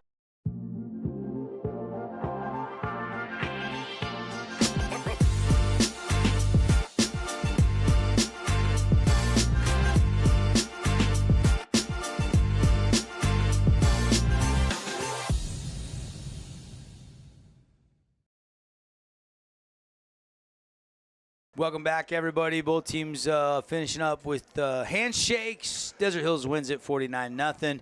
Johnson Pediatric Dentistry, make your kids feel right at home with all the dental needs. They get that new patient special from Dr. Cody and his staff. Always $99. You get the exam, the x-rays, and the teeth cleaning for one low price. Call 435-656-0511 and schedule yours today. Devin Dixon, Cody Wilstead. Pretty impressive win for the Thunder tonight in all three phases. Won the turnover battle, won it on the scoreboard, won it in the line of scrimmage and the trenches. I thought they were getting the downhill good pushes, won it on special teams. They did have the one blocked field goal, but other than that, pretty flawless tonight for the Thunder, 49-0. Yeah, if you're a Desert Hills fan, you can't really ask for anything else. You saw it all. You saw Grundell throwing the ball well. Towards the end of the first half there, you saw Tide Mason come alive in the second half. I mean, first play of that 75-yard run, however long that was. You saw great defense. You saw 2-3 turnovers from their defense, 2 interceptions, that 1 fumble recovery. So yeah, as a Desert Hills fan, not much you can really complain about there. If you're a Dixie fan, you just got to keep your head up and you got to believe in these guys, that the great coaching staff you have, that they're going to be able to help turn things around moving forward. That's the thing that's got to be really frustrating is all these years of experience between Rick Barry and Dan O'Dead, and you got alumni like Mike Sharp and Brock Sharp, and you've got Brian Virgin helping out, Coach Munkers on the offensive side of the ball. Some of those guys are on the defensive side of the ball. You have a really good staff, but this just seems I hate to use the word rebuilding year, but it feels like a rebuilding year. There's just so many sophomores out there for Dixie. And I think they're a team that, when these sophomores or seniors, watch out again. But right now, it just doesn't look like they have the dudes. Yeah, they're still outsized, I noticed today. And Desert Hills, like you said, has probably the biggest offensive line in the region. But probably average about 6'3", 290. Yeah, they're big, and you could tell the difference just by looking or by watching the game play. I don't know, maybe 290's high, 280 maybe. Yeah. I mean, Simon Fuitzalolo is over 300. Tafua is over 300, but then Vandermeier's probably 265, 270, and a couple of other linemen probably similar to that. So it probably is close to that 280, 285 range, if I had to guess. Maybe we'll have to do some math before the next Thunder broadcast. Do have some awards to hand out here in our Johnson Pediatric Dentistry post-game show. Let's start with our Findlay Subaru Star of the Game. Drum roll, please. Cody, who is your Findlay Subaru Star of the Game? I'm going to have to say Tide Mason, slow. Over 100 yards? Over 100 yards. Slow first half, but had that Wildcat touchdown he ran in, the first touchdown of the game, and then just really exploded the first couple drives of the second half. Made it so that he was able to sit for a quarter and a half of the game, that first play coming out of the half, a huge run. 63-yard touchdown run. The next drive, according to you, looking like Christian McCaffrey catching a ball out of the backfield, then running it in 2 plays later. So. I mean, it's just, I'm not saying he's going to be the next Christian, but you can see the way he's built, the way he runs. He's got some of those same attributes. McCaffrey's obviously bigger, faster, stronger, and a lot more mature, and maybe a future Hall of Famer. But I can see some similarities. Anytime you're comparing a high school kid to a professional, that's a large gap. Yeah. I understand that. But he does remind me a little bit. He does play a little bit like it. He bounces off guys. He absorbs hits and keeps going. Legs are always moving. Yeah. So he's a very talented running back. Yes, he is. Yeah. Absolutely. Tide Mason, your Findlay Subaru Star of the Game. Go see the all-star lineup on the savings side of the freeway. Take a look at our Jersey Mike sub of the game tonight. I mean, I think it's pretty easy. You want to give some love to Dixie, but in a game in which they get beat 49-0, Breeze and Virgin and some of these young guys did some nice things there in the garbage time that was left. But I think it's pretty easy to go with Isaac Andresen, who came in and was like shot out of a canyon, had not one but 2 touchdowns that really kind of put the nail in the coffin. Yeah, and that first touchdown was like a 30-yard run, 30-plus yard run that he had to weave in and out of people, cut across the field. You just saw great skills and great traits that you like to see from young running backs, especially. He's another sophomore that the future looks really bright for. And he's more like a Darren Sproles, since I'm in the comparison mode. I'm going to go got those little quick legs that are moving. Yeah. One more award. Let's name our Appliance, Wholesalers Plus, Playmaker, play the game. I probably think in a 49-0 loss, it's 21-0 at halftime. I think you probably got to go back to the first half for the award. I'm going to say the pick six. That was in the early second quarter. I think that was early second quarter. Dixie had two pretty good drives before that they got stalled up in the red zone, or close to the red zone at least. They had that fumble. But they backed themselves up, got forced into a passing situation, and Cyrus Polu caught it. I think it was around the 48-yard line. Cut across the field, cut back across the field, probably ran a total of 70, 80 yards just to score a touchdown. But he did, and we just saw the talent that he has when the ball gets in his hands. Cyrus Polu is your Appliance Wholesalers Plus Playmaker play of the game recipient. I think he stripped it and forced a fumble, recovered it, and then later on, early in that second quarter, the pick six, the play we go with. So he had some big tackles, takes on blocks. I mean, saw him play a little bit of offense tonight and make a nice catch. This guy is very, very versatile. The future Utah Ute. So, again, thanks to AWP, Finley Subaru, Jersey Mike's, all of our great sponsors here helping us recognize some of the great performances tonight in a lopsided one, though. 49-0 Thunder roll over the Flyers. Final thoughts, Cody? I just hope the season can turn out a little better for Dixie than tonight did. I don't like seeing that for any team across the region. You don't want to see a team that's down this bad. So hopefully they're able to get in there, get in film, and fix the little mistakes. I know they're young, and so the big ones aren't probably going to be able to get fixed this year, but fix the little ones. Hopefully can make some good plays in their upcoming games. Their upcoming game next Friday will be on the road up at Cedar City, and right now the Reds are letting it slip away over at Pineview. Pineview has scored 17 unanswered points right now, and they're pulling away with 6:18 left in this one. I think it's 31-21, something like that over there. So Cedar might be coming in hungry, too, at home. And Dixie, of course, just 1-2 in region play, now 1-5 overall. Thunder get back to 500, 3-3 on the season, 2-1 in region play. And their bye week behind them, they look fresh tonight. They look really, really fresh. Thunder will go over to Snow Canyon, and Snow Canyon's going to lose to Hurricane tonight, and they're going to be desperate for a win.